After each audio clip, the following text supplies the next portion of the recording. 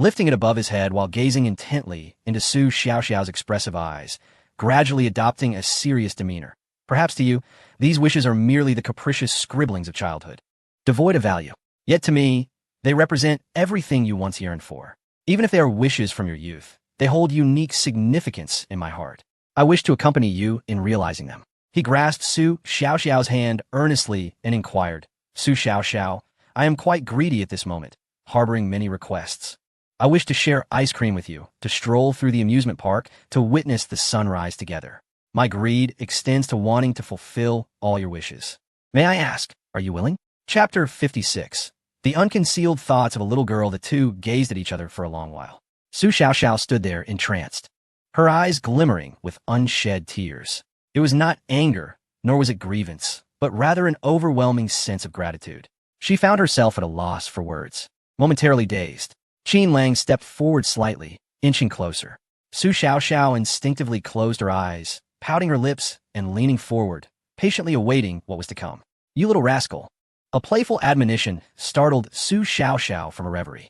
Upon seeing the teasing expression on Qin Lang's face, her cheeks flushed with a rosy hue, and she playfully chided.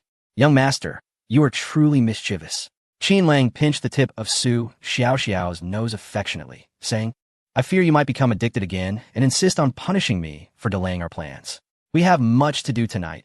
If we linger, the amusement park will close. Su Xiaoxiao nodded understandingly, linking her arm with Qin Lang's and resting her head against his shoulder. She did not release her hold until they reached the car. Although the soldier's gaze was filled with amusement, Su Xiaoxiao was far more reluctant to let go of Qin Lang's arm than to be the object of others' laughter. She yearned for a closer connection, cherishing the warm, tender feelings within her heart, lest they boil over. The amusement park at night was a riot of colors, with dazzling neon lights illuminating the scene. In contrast to the family-friendly atmosphere of the day, the night leaned towards romance, with couples entwined, sharing embraces and whispers. A sight that was plentiful. By rights, Qin Lang and Su Xiaoxiao, walking arm in arm, should not draw undue attention. Yet, the smile on Qin Lang's face, coupled with his innate charm, often caught the eyes of young women nearby, making their own boyfriends seem less appealing. They cast envious glances at Su Xiaoxiao, their jealousy palpable. Is it possible that this handsome man prefers a princess like her? They whispered among themselves. Though the girl next to him is beautiful, her figure pales in comparison to mine. Indeed, what does beauty matter? When the lights go out, does it not all vanish? Frustration brewed within them. Why am I not the one standing next to him? Comparing oneself to others can be infuriating. It must be said, the dynamics between men and women these days are indeed peculiar, particularly among the general populace. Girls often exuded a bold, sophisticated demeanor, and some brazenly uttered derogatory remarks about their boyfriends right before them. A few young men dared not speak, merely casting envious glances at Qin Lang, envious of the well-mannered and beautiful Su Xiaoxiao by his side. Amidst the scrutinizing eyes of the crowd, Su Xiaoxiao caught snippets of the conversations from girls nearby. She lowered her head, glancing at her modestly curved figure, feeling a twinge of discontent. Though comparisons were unseemly, Su Xiaoxiao had always believed that the young master preferred a fuller figure. Otherwise, why would he have encouraged her to drink papaya and pork rib soup? She often protested against it, yet she had been consuming it daily, never missing a meal, particularly enjoying the warmth it brought her at night, as if she were growing. Still, she felt herself lacking compared to many other girls. A sense of desolation permeated Su Xiaoxiao's heart as she nestled against Qin Lang, instinctively withdrawing slightly. It was not that she did not wish to be close to him. Rather, a fear gripped her, a fear that if he were to discover her vulnerabilities, his affection would wane. The heart of a girl can be particularly sensitive, and Su Xiaoxiao was a prime example, her thoughts intricately woven. Yet she harbored an acute dread of loss. Even the slightest displeasure could cast a long shadow over her spirits. This predicament was inevitable, for Su Xiaoxiao was an orphan, raised in an orphanage. Despite the kind-heartedness of the matron, her affection could only stretch so far amidst the multitude of children vying for her attention. As they passed a milk tea shop, a catchy tune echoed within. You love me, I love you. Honey Snow Ice City, sweet as honey. After purchasing 2 ice cream cones, Qin Lang guided Su Xiaoxiao towards the Ferris wheel. Along the way, Su Xiaoxiao's ice cream nearly melted in her hand, prompting Qin Lang to take a curious bite. Asking her why she wasn't eating, Su Xiaoxiao remained silent, Her gaze lowered and gently licked the spot where he had bitten. Qin Lang observed her unusual behavior with amusement, noting her intense focus and the self-reproach mirrored in her beautiful eyes. Such subtle thoughts were hardly concealed. How could she expect to hide them? Surprised, he leaned closer, whispering playfully in her ear, his gaze teasingly directed downward. What captivates you so? Let me see as well. Unable to withstand the intimacy of their closeness, Su Xiaoxiao felt as if she were a crab boiled to perfection, her very soul almost escaping her body. The delightful sensation made her feel lightheaded, with only a small remnant of her essence clinging to her. She instinctively retracted her neck, only to find herself even closer to Qin Lang, her legs growing weak. With a hint of desperation in her voice, she playfully scolded, "Young master." Qin Lang placed a gentle kiss on her slightly flushed ear, his smile radiating affection. "You are truly lovely. I adore you." Her cheeks flushed deeper as she weakly mumbled, "Young master, you simply enjoy flattering others. Just the other day at home, you insisted I drink papaya and pork rib soup. You prefer the more ample, don't you?" As the words escaped her lips, a pang of bitterness filled her heart. Though she was not particularly small, she felt far from the ideal he might favor. She found herself silently vowing to consume more papaya and pork rib soup after tonight. No longer just once a day, but rather twice, each serving 2 bowls. Taking advantage of the moment, Qin Lang stealthily pecked at the corner of Su Xiaoxiao's mouth, startling her into darting her beautiful eyes around, checking for any onlookers. Qin Lang's voice whispered in her ear, "You are right. I do prefer the grand." Indeed, a wave of disappointment welled up within Su Xiaoxiao, leaving her heart feeling particularly empty and sorrowful. Before her feelings of discontent could fully settle, Qin Lang continued to blow warm breath in her direction, adding, "But what I cherish most are the petite ones. Would you like to know why?" Su Xiaoxiao nodded vigorously, her eyes wide with eagerness, resembling a diligent student prepared to take notes. With a mischievous smile, Qin Lang elongated the final syllable of his words, teasingly proclaiming, "Because I have cherished you since childhood." Upon hearing this, Su Xiaoxiao felt her entire body grow weak, her expressive eyes flickering with panic yet refusing to avert their gaze. A mix of shame and an unexpected sense of liberation washed over her. Qin Lang took her hand, and under the guidance of the staff, they boarded the Ferris wheel, the enclosed space gradually ascending. In their intimate confines, the atmosphere felt particularly constricted. The moon hung in the sky, adorned by twinkling stars. From their lofty perch on the Ferris wheel, they beheld the resplendent and luxurious nightscape of Tianhai City, illuminated by a myriad of lights. The traffic on the roads appeared more congested than usual, with police cars weaving through the incessant flow, seemingly engaged in a significant investigation. Has it begun? Qin Lang mused, observing the increasing number of police vehicles with a cold smile. That old fool, Bai Xiaochun, is truly reckless. Is this the extent of his power already? When Bai Xiaoyan was kidnapped, he didn't exhibit this level of urgency. The bias towards sons over daughters has reached an absurd peak. Lost in thought, Qin Lang turned his gaze towards Su Xiaoxiao, who sat beside him, her head bowed as she fiddled with her fingers, appearing lost in contemplation. Yet, her occasional furtive glances at him betrayed her inner turmoil. "Young master," Su Xiaoxiao exclaimed in surprise as she was suddenly lifted, and before she could utter another word, she found herself seated on Qin Lang's lap, her back pressed against his warm chest. She curled her neck in a manner reminiscent of a timid rabbit. Recalling the words he had spoken moments ago, her heart raced even faster. She felt a twinge of fear. Even the mere touch of his hand on her small belly had been so pleasurable, and the thought of him touching her elsewhere terrified her. From their elevated vantage point, Tianhai City, while not the most bustling, offered a breathtaking night view. Qin Lang wrapped his arm around her slender waist, gesturing out the window. "You were seated inside, only able to see the amusement park. From this angle, I can show you the cityscape." Su Xiaoxiao leaned against Qin Lang's embrace, utterly devoid of any inclination to admire the night's scenery. She could only feel her cheeks burning with an intense heat, her heart filled with such embarrassment that she could scarcely lift her gaze. The young master was earnestly guiding her through the sights, yet her mind was ensnared by a myriad of disordered and inappropriate thoughts. Truly, how shameless of her, observing the young master deep in contemplation. Su Xiaoxiao increasingly felt her thoughts straying into more indecorous territories. She was perplexed as to why, whenever she found herself alone with him, her mind would invariably conjure such mortifying notions. The Bai family residence was aglow with lights. Bai Xiaochun, usually composed and unflappable, was today uncharacteristically in a furious uproar. What nonsense is this? Where are the bodyguards? What are they doing?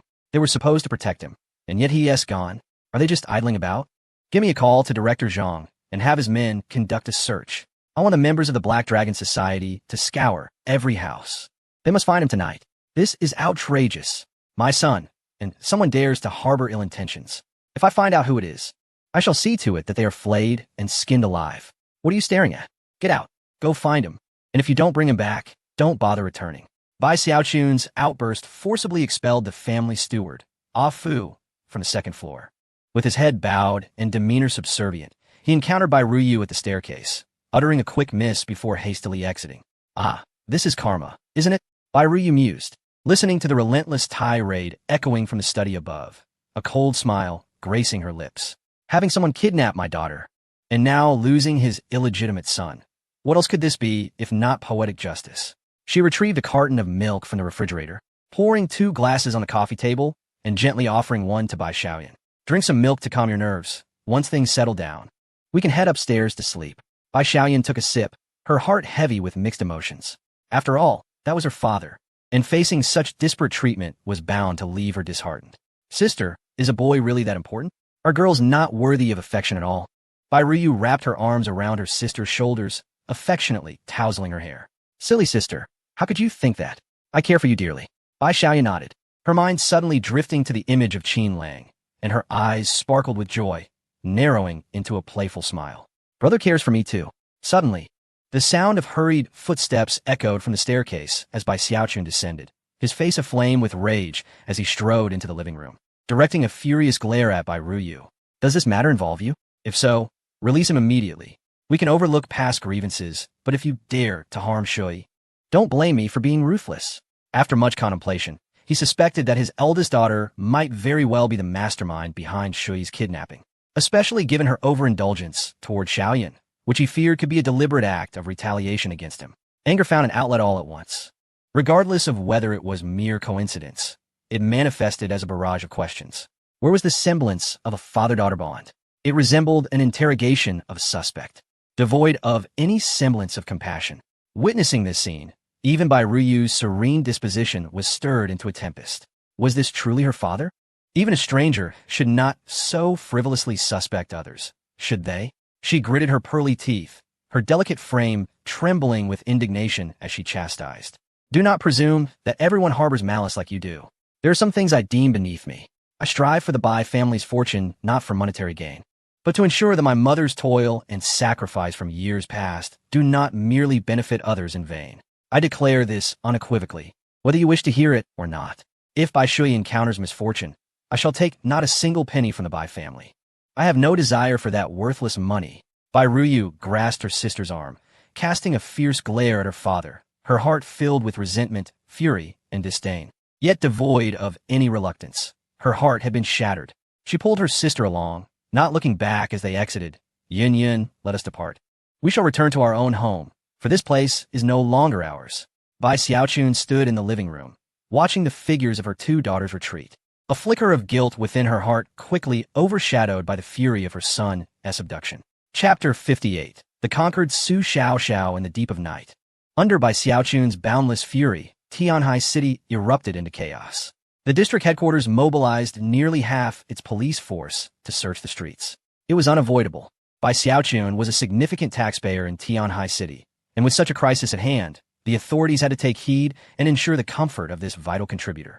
Otherwise, should Bai Xiaochun decide to relocate his enterprises to another provincial capital out of displeasure, the entire city could face the loss of countless jobs along with his departure.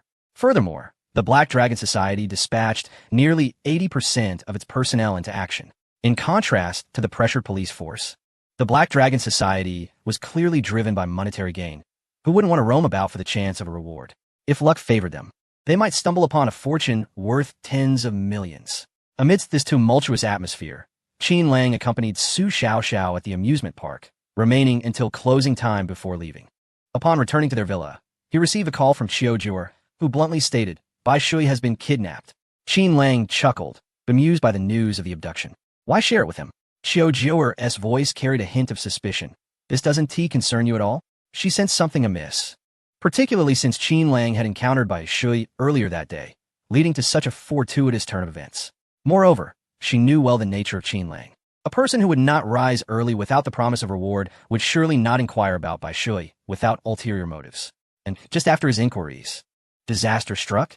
There was undoubtedly more to this than met the eye. Qin Lang chuckled. Are you concerned for me? Afraid I might face retaliation? Cho Jiuer snorted dismissively. Dream on. Worry about you? I haven't even gone to bed, and you're already dreaming. I'm merely investigating your potential involvement. After all, money can entice the heart. This time, Bai Xiaochun has put up a hefty sum. Whoever manages to rescue Bai Shui will be rewarded with 500 million. Qin Lang laughed. 500 million. That's quite a fortune. It would suffice for my pocket money for half a year. Have you uncovered any leads? There's plenty of money to be made together. With our relationship, who has to differentiate between us? We're practically inseparable. Cho Jiuer, accustomed to Qin Lang's tone, generously replied, Great. I have over 100 suspects, all with grievances against Bai Shui. Since you're an information broker, why not provide me with their intel? With a sharp snap, Qin Lang hung up the phone without hesitation. Over 100 enemies? Quite impressive. Bai Shui certainly knows how to attract hatred. It's evident that this scoundrel has made quite a mess for himself, creating foes everywhere, but I never expected him to have so many adversaries. In a certain sense, he deserves my gratitude. After all, he has nearly cleared my name of suspicion. The only lingering doubt is Cho Jiuer. Should I still be concerned about her? She called to indirectly relay information. Isn't that a deliberate reminder? If they truly wanted to expose me, Bai Xiaochun would have come personally by now. It's none of my business, so I'll keep my distance. If I appear overly eager, it might raise suspicion. Given the current situation, it will be prudent to let things simmer for a while. Once the timing is right, everything will fall into place seamlessly. Knock, knock. Just as Qin Lang was deep in thought, Su Xiaoxiao knocked on the door and entered. She wore a set of clothes that seemed to have been found from nowhere, accentuating her slender figure beautifully. Although Su Xiaoxiao's figure was not voluptuous, her youthful charm radiated vibrantly, especially as she shyly lowered her head, exuding an air of innocence that was utterly endearing.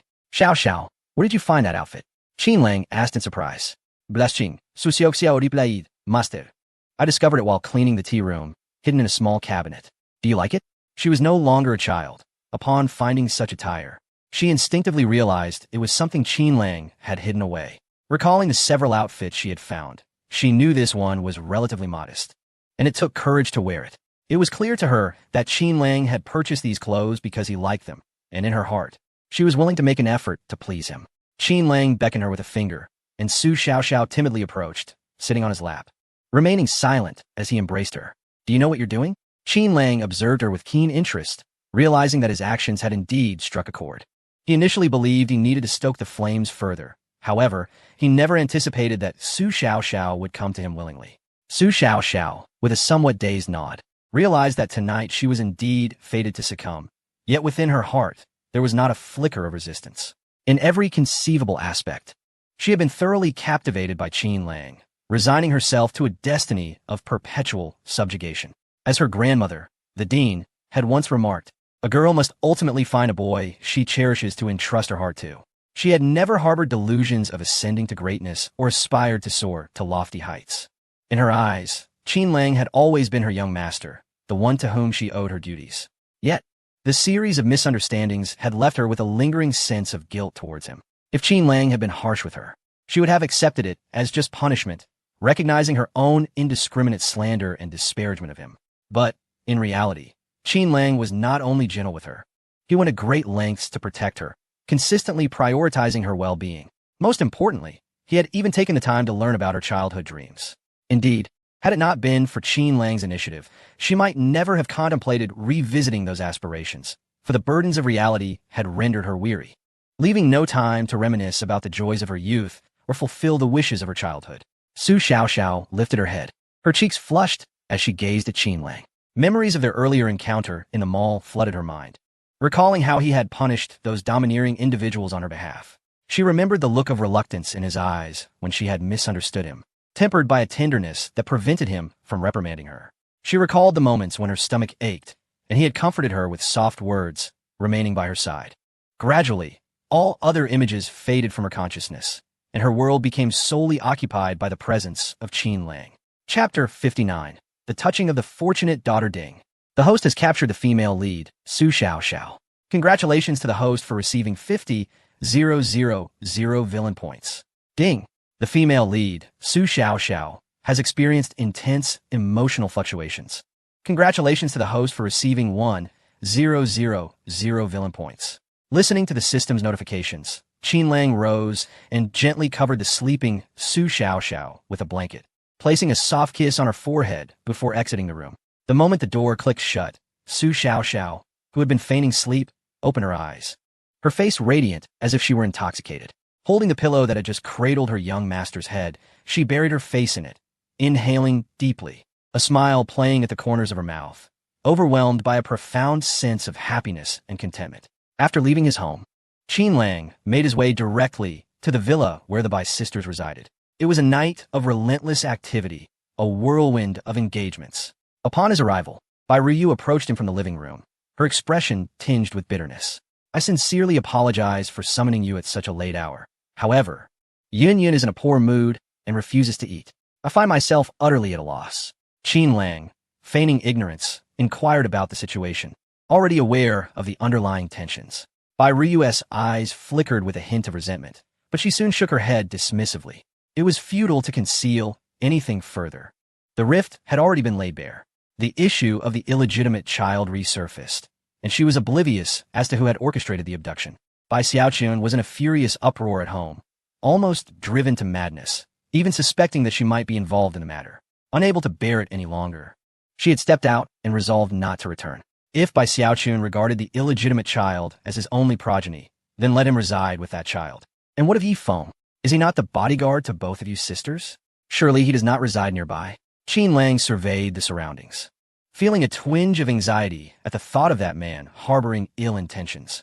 Bai Ryu met Qin Lang's gaze, noticing no signs of feigned concern in his expression, and replied in a gentler tone, "During this period, Yifeng has been too occupied to attend to us." While his character may leave much to be desired, Bai Xiaochun holds immense trust in his abilities, even asserting that Yifeng is most likely to locate the illegitimate child. Ah, I see. Qin Lang nodded, not surprised. Bai Xiaochun, aware of Yifeng's identity, would undoubtedly seize such a valuable ally. With Yifeng taking the initiative, his plans could proceed unimpeded. Bai Ryu glanced upstairs and sighed. When Yun throws a tantrum, even I am powerless. She refuses to eat. Alas, do not worry too much. Yun's temperament may be a bit stubborn, but you know her heart is genuinely kind. After learning about the information regarding Yifeng, Qin Lang felt a weight lift from his heart. The attempts to track Yifeng had yielded little success, often leading to discovery, while Bai Ryu's intel from the Bai family proved far more accurate. I understand. I shall go check on Yun. We must ensure she does not do anything foolish, especially since she still refuses to open the door. Bai Ryu expressed her helplessness and concern. Qin Lang nodded silently and ascended the stairs. Upon reaching the door, he found it slightly ajar and pushed it open without knocking. Bai Xiaoyan sat upright, resembling a well-behaved student bracing for reprimand. Qin Lang refrained from scolding her and simply asked, "Do you not wish to eat?" Bai Xiaoyan lightly nodded, glancing up to assess his mood. Noticing his lack of anger, she nodded vigorously, affirming, "I do want to eat. Not even a meal I prepared." Qin Lang inquired once more. "Ah," Bai Xiaoyan exclaimed in surprise, quickly shaking her head. Realizing the gravity of the situation, she emphatically nodded, "Yes, I will eat." How could she possibly refuse a meal prepared by her brother? Even if her stomach were already full, she would still indulge. Then come down. Qin Lang took Bai Xiaoyan's small hand and led her to the living room, tying on an apron before entering the kitchen. These tasks were not his responsibility, yet for the sake of his sister's well-being, he persevered. One effort reaped double the reward. What a worthy endeavor. In the system's marketplace, he exchanged for a temporary high-level culinary skill, requiring only 20 points of villain value. Although he possessed sufficient villain points to acquire a permanent skill, he deemed it unnecessary. The two sisters stood at the edge of the kitchen, observing Qin Lang's deft manipulation of the spatula and his culinary prowess. No matter how audacious Bai Ryu was, she could not fathom that this fellow, Qin Lang, could actually cook. To her, he was the epitome of a privileged second-generation heir, utterly incapable of such skills. Yet, the scene before her shattered her preconceived notions. It seemed that Qin Lang was not as she had imagined. Within half an hour, 4 dishes and a soup were perfectly prepared. Bai Ryu stepped forward to assist in bringing the dishes to the table. Qin Lang and Bai Xiaoyan sat together, while Bai Ruyu occupied the seat opposite them. The three of them enjoyed the home-cooked meal, eagerly devouring their rice. Delicious. How can you cook so well, brother? Bai Xiaoyan exclaimed, her eyes sparkling with delight. The little girl, who was never particularly refined when it came to eating, was now indulging heartily, her hunger exacerbated by the exquisite flavors of Qin Lang's culinary creations, all the while showering him with praise. Perfect. Brother, you're simply flawless. The more time she spent with her brother, the more she realized he was her true Prince Charming, even more perfect than the prince she had dreamt of. It was a thought she never dared to entertain in her dreams. Eat more if it's delicious. Only then will you have the strength to continue bickering with your sister, Qin Lang remarked, bringing a sudden chill to the atmosphere. Bai Xiaoyan, chewing her rice, found it somewhat less appetizing. Do you think your sister's life is too comfortable, so you have to stir up trouble for her? Or do you feel that only you are aggrieved, while your sister is not? Are you still sulking and refusing to eat? His three rapid-fire questions left Bai Xiaoyan dazed, repeatedly shaking her head in denial. Ding! The main character Bai Ruyu's affection level rises. Congratulations to the host for gaining 500 Destiny Villain points. Ding! The main character Bai Ruyu's affection level continues to rise.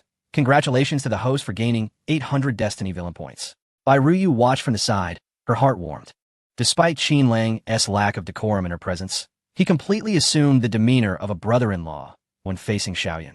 She felt an inexplicable emotion stirring within her, as if that night's extreme exchange had become far more acceptable. Chapter 60. The chairman requests leave from the manager at the dining table. Bai Xiaoyan felt an overwhelming sense of guilt from being lectured. Her sister had done so much for her, yet she had failed to show understanding, stubbornly refusing to eat and causing her sister distress. Her actions were undoubtedly akin to pouring salt on her sister's wounds. I'm sorry, brother. I realize my mistake. I shouldn't have sulked. I was just feeling wronged. Bai Xiaoyan pouted, acknowledging her error and recognizing that she should not lash out indiscriminately. Qin Lang affectionately patted her head, smiling as he said, "Why apologize to me? The one you should be apologizing to is your sister." Bai Xiaoyan nodded her small head, immediately slipping on her sparkling sandals. Her slender legs clad in white knee-high socks, as she stood up from the chair, she dashed toward Bai Ruyu, who sat across from her, a smile gracing her face as she had just set down her bowl and chopsticks. The pink skirt swayed playfully, though not particularly ample. It exuded a delightful charm. Without hesitation, Bai Xiaoyan playfully collided into Bai Ruyu's embrace, wrapping her arms around her neck. Sister, I'm sorry. It wasn't intentional. I've been feeling so angry, especially seeing how Dad treats us. It makes me feel so wronged.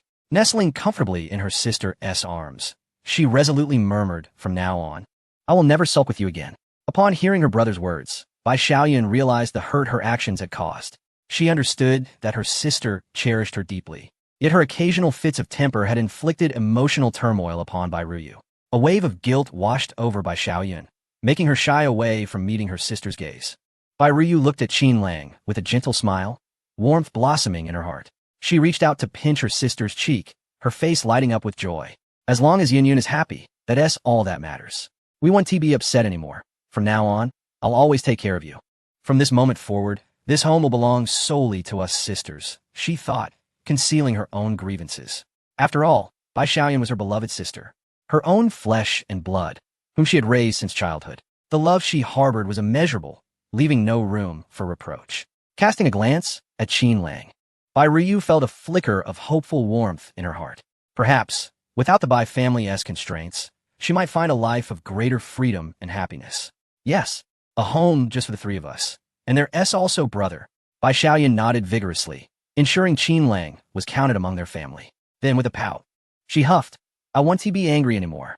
Even without Dad, I still have brother, who is much better than Dad anyway. I don't even care about him. Sister, you have only me now. I will always cherish you. Only one person? Bai Ruyu smiled bitterly, feeling an odd discomfort hearing her sister refer to Qin Lang as brother.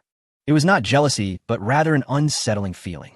Yes, her sister's brother would indeed care for her. But what her sister did not realize was how many times Qin Lang had already cared for Bai Ruyu. Every thought of Qin Lang inevitably led her to contemplate deeper matters, and she found herself anticipating their time together this evening. The bond between sisters was profound, filled with intimate words. After a while, noticing the hour was late, Qin Lang finally stood up. Observing the harmonious bond between the sisters, he smiled. It's heartwarming to see you both so at ease. I won't disturb your sisterly time any longer tonight. Brother, are you leaving already? You just got here. Bai Xiaoyun pouted, displaying her unwillingness. Bai Ruyu gently patted her younger sister's head, urging her to ascend the stairs, secretly vowing to keep Qin Lang around. It was only then that Bai Xiaoyun reluctantly made her way upstairs, glancing back thrice. The living room fell into a hush, leaving only Qin Lang and Bai Ruyu to exchange glances. Do you not feel that my presence is a disturbance to you sisters? Qin Lang jested, trying to lighten the mood. Bai Ruyu shot him a playful glare, a teasing huff escaping her lips. What do you think? Yunyan cares for you so much that I, as her sister, am feeling a twinge of jealousy. It's quite late. Why would you head back? There are rooms at home for you to rest. If it comes to it, I can share a room with Yunyan, and you can take mine. Qin Lang shook his head, dismissing the suggestion. That would defeat the purpose of staying. If you leave, what will be the point of my remaining? His gaze lingered appreciatively on Bai Ruyu's graceful and alluring figure. Bold and unabashed. After a moment's hesitation, Bai Ruyu bit her lip and said, considering your help tonight, if you stay, once Yunyan falls asleep, I'll come find you. Perhaps it was gratitude for Qin Lang as assistance, or perhaps a genuine sense of emptiness that had settled within her during this time. The longer she spent alone, the more her unease bubbled to the surface, her thoughts haunted by the grotesque visage of Bai Xiaochun.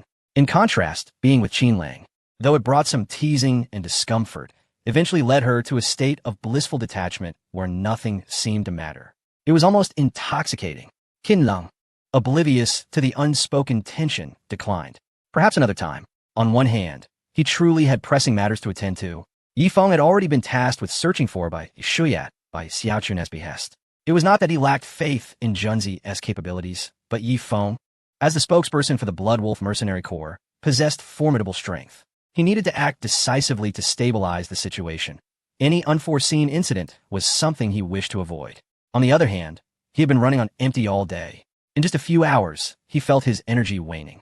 Bai Ruyu's beautiful eyes sparkled with intelligence as she scrutinized Qin Lang.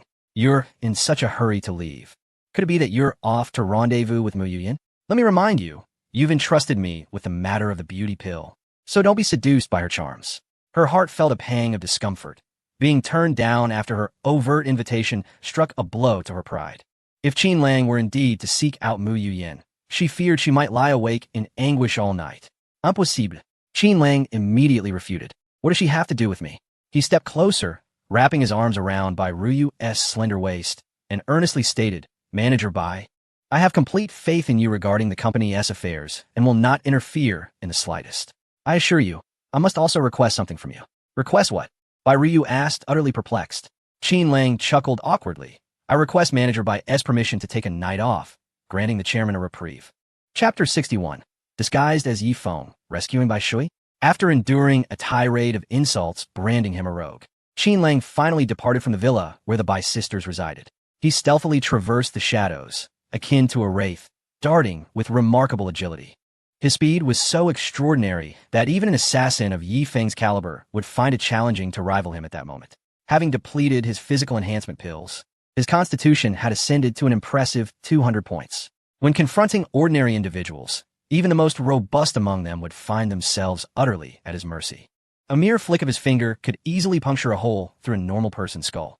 The current Qin Lang was a far cry from his former self, his combat prowess astounding beyond belief. In a life-or-death struggle against someone like Yifeng, he felt a profound sense of confidence, not to mention the myriad of other factors at play. Naturally, such violent confrontations were better left to his subordinates. As a principal antagonist, there was no need for him to mingle with these fortunate sons of destiny. Reflecting on the circumstances, Qin Lang was acutely aware of Bai Shui's kidnapping location. While the kidnappers had no direct ties to him, they were instigated by the military faction, all of whom were cut from the same cloth. Moreover, he had arranged for a trusted brother from the military to follow their movements closely. Bai Shui had made numerous enemies. The list was too extensive to recount, including several fierce characters who were already simmering with resentment. A little provocation was all it took for their wrath to erupt. Before long, the situation had escalated, and the young man had been abducted. Within the hour, Qin Lang arrived at a secluded residential building. Silently, he donned a human skin mask from his system backpack, instantly transforming his visage to that of Yifeng. Under the guise of this disguise, his skeletal structure underwent subtle alterations, morphing to mirror Yifeng's physique. Unless one was particularly familiar with him, it would be nearly impossible to discern any differences. This art of disguise served as an impeccable tool for framing others. Of course, he was mindful of the potential repercussions of employing such a disguise, particularly the possibility of encountering Bai Shui and other unrelated men. He would never dare to use this technique in front of those who knew Yi Feng or his acquaintances, despite occupying his own body. The notion of bearing another's face was unsettling. Even a casual conversation was enough to make Qin Lang feel profoundly uncomfortable. Within the dimly lit confines of a remote residential building, 3 tattooed men sat shirtless around a table, casually drinking beer while snacking on peanuts. One man, exasperated, swallowed a mouthful of beer and exclaimed, "What the hell is going on? Are we supposed to be dealing with just some rich kid? Why has this escalated so drastically?" The city of Tianhai was in turmoil, sirens blaring as police cars swarmed the area. Just moments ago, someone in a car enthusiast group had mentioned that members of the Black Dragon Society were mobilizing, with both the underworld and law enforcement pursuing this young man. Who exactly was he? The 3 men collectively turned their gaze towards Bai Shui, bound in the corner and sporting a bruised visage, their teeth clenched in frustration. Their initial plan had merely been to abduct him, give him a beating, and then starve him for a few days to teach him a lesson. Who allowed this scoundrel to steal their girl at the bar last time? To further humiliate them, he sent a video of the incident to taunt them. Pray tell, what man in this world could endure such indignity? Yet now, having vented a portion of their anger, they find themselves in a precarious situation, listening to the commotion outside, their hearts heavy with dread. They are acutely aware that this matter has escalated beyond their control, and with arrows drawn, there is no turning back. "Ahu, go inquire," commanded a man with a black scorpion tattooed on his neck, gesturing coldly towards Ahu. Clutching a dagger, Ahu stepped forward and yanked out the 2 pairs of soiled underwear stuffed in Bai Shui's mouth, admonishing him harshly, "Behave yourself and refrain from shouting, lest I show you what it means to bleed." Bai Shui's eyelids twitched violently, not from fear, but from the swelling inflicted upon him. Blood trickled into his eyes, causing him discomfort. Gritting his teeth, he suppressed his anger and asked, "What do you want from me? Let me go. We can negotiate. I can pay whatever you ask. Do you think we are motivated by mere money?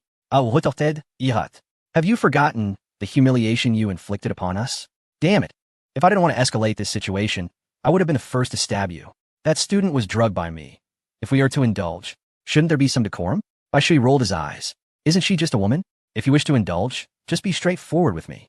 Release me, and you can pursue whoever you want. I'll arrange it for you." He had completely forgotten that it was his own lackeys who had perpetrated the violence, dragging women upstairs and filming the incidents. The act of stealing another man's woman and sending videos around was old hat for him. He had always sought thrill in such escapades. Slap! Ahu struck Bai Shui across the face, cursing, "I am not here to discuss trivialities. Tell me, whose bastard are you?" Bai Shui grimaced in pain, defiantly stating, "My father is Bai Xiaochun," bound and unable to wipe the blood or rub his face. He had no choice but to comply. As a child, he had been oblivious to his father's identity, but now that he had grown up, could he still be kept in the dark? Even if Bai Xiaochun chose not to disclose it, could he not seek the truth himself?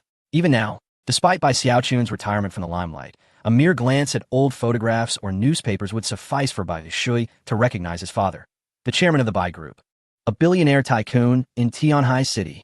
Had he not known of his father's stature, coupled with his indulgent upbringing, how could he have dared to act so arrogantly? Yet, he had never anticipated falling into the hands of such reckless individuals today. Damn it!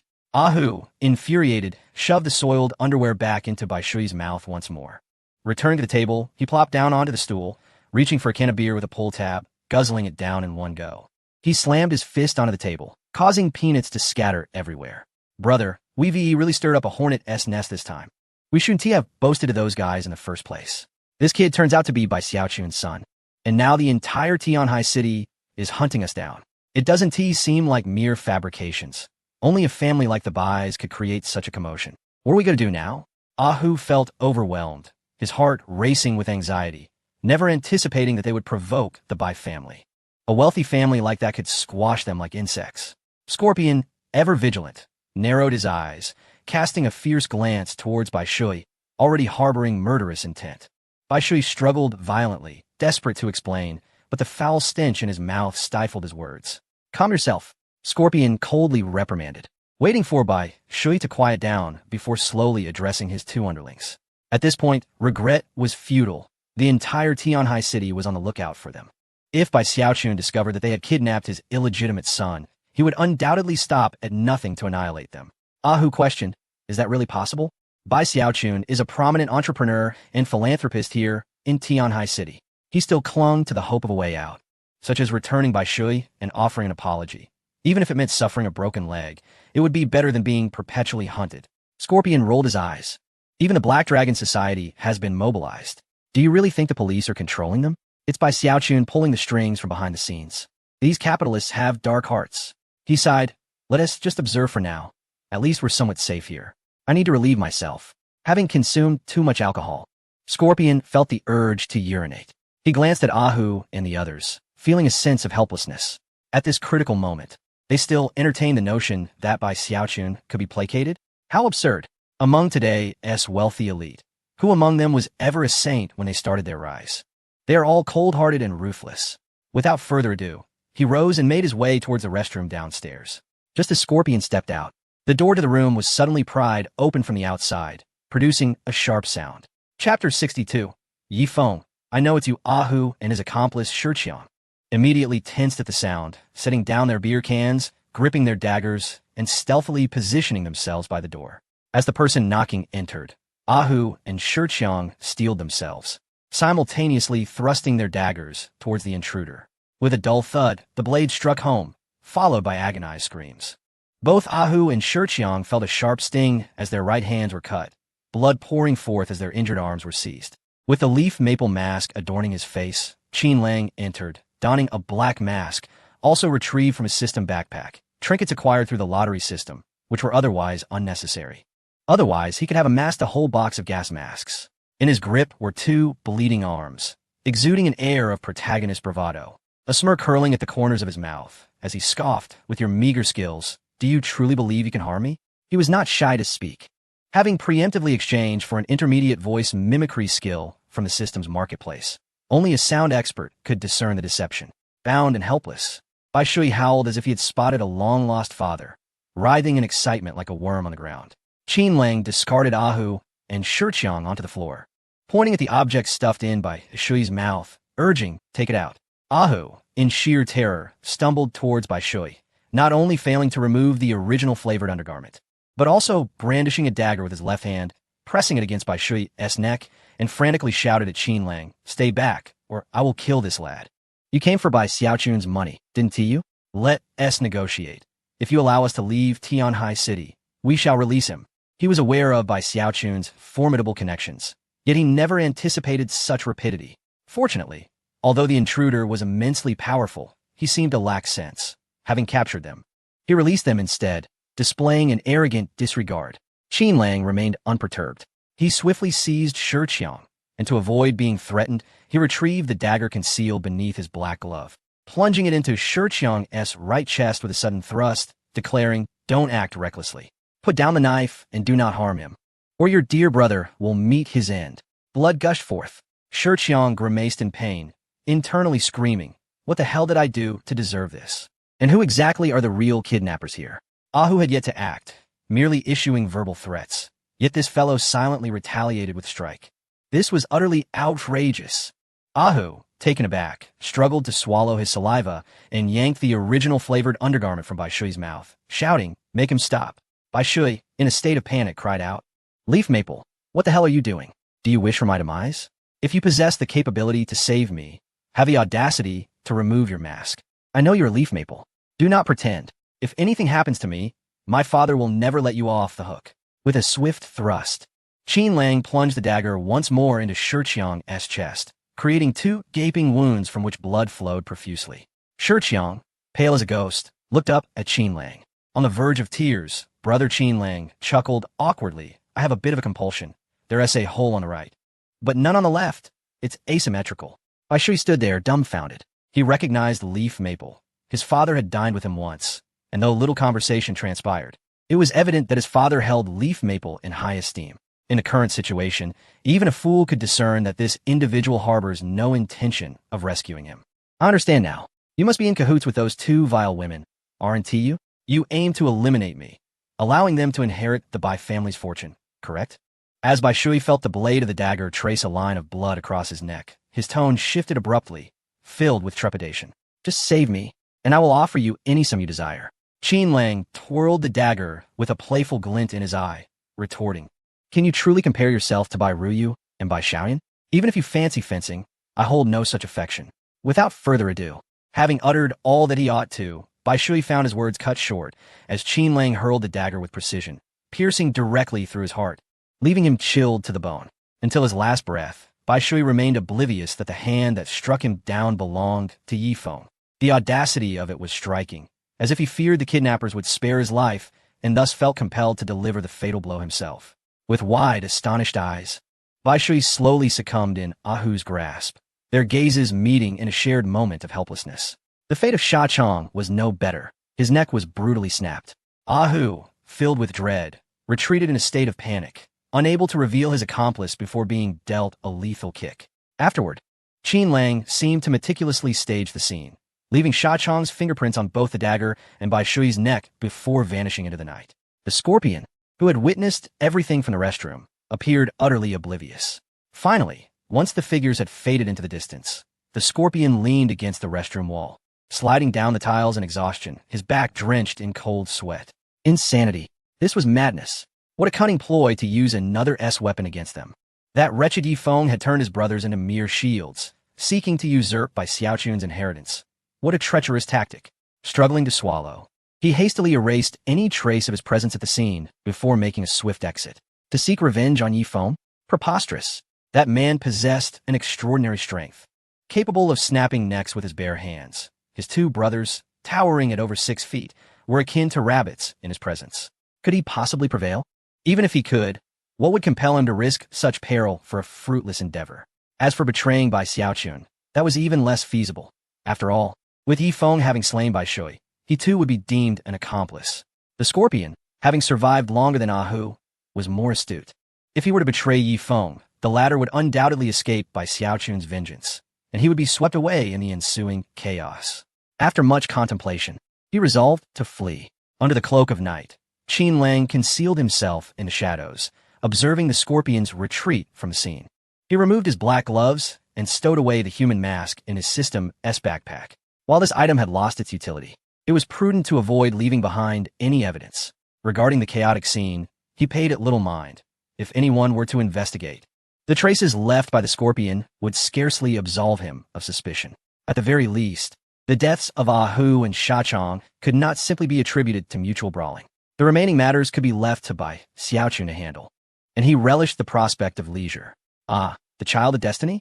Time, and again subjected to severe setbacks. One wonders what the current state of the fated one. Yi Feng might be. Is he sensing the disarray? Perhaps Yi Feng still harbors aspirations of leveraging Bai Xiaochun's assistance to rise to greatness and achieve resplendence, even contemplating a move against him. Yet, little does Yi Feng realize, he is not the only one with intentions of action. As a formidable antagonist, failing to grasp the principle of striking first, lest one suffer the consequences would render his existence futile, he might as well self-destruct to provide Yi Feng with a cautionary tale. Chapter 63. Unveiling Qin Lang's true nature in the Bai family courtyard. The hour was late, the horizon just beginning to blush with dawn. Within the study, Bai Xiaochun had spent the night in restless wakefulness, his spirit still aflame, or perhaps one might say, steeped in profound fury. As the night wore on, no news came from the precinct, and the Black Dragon Society remained ominously silent. Such a commotion had stirred half of Tianhai City.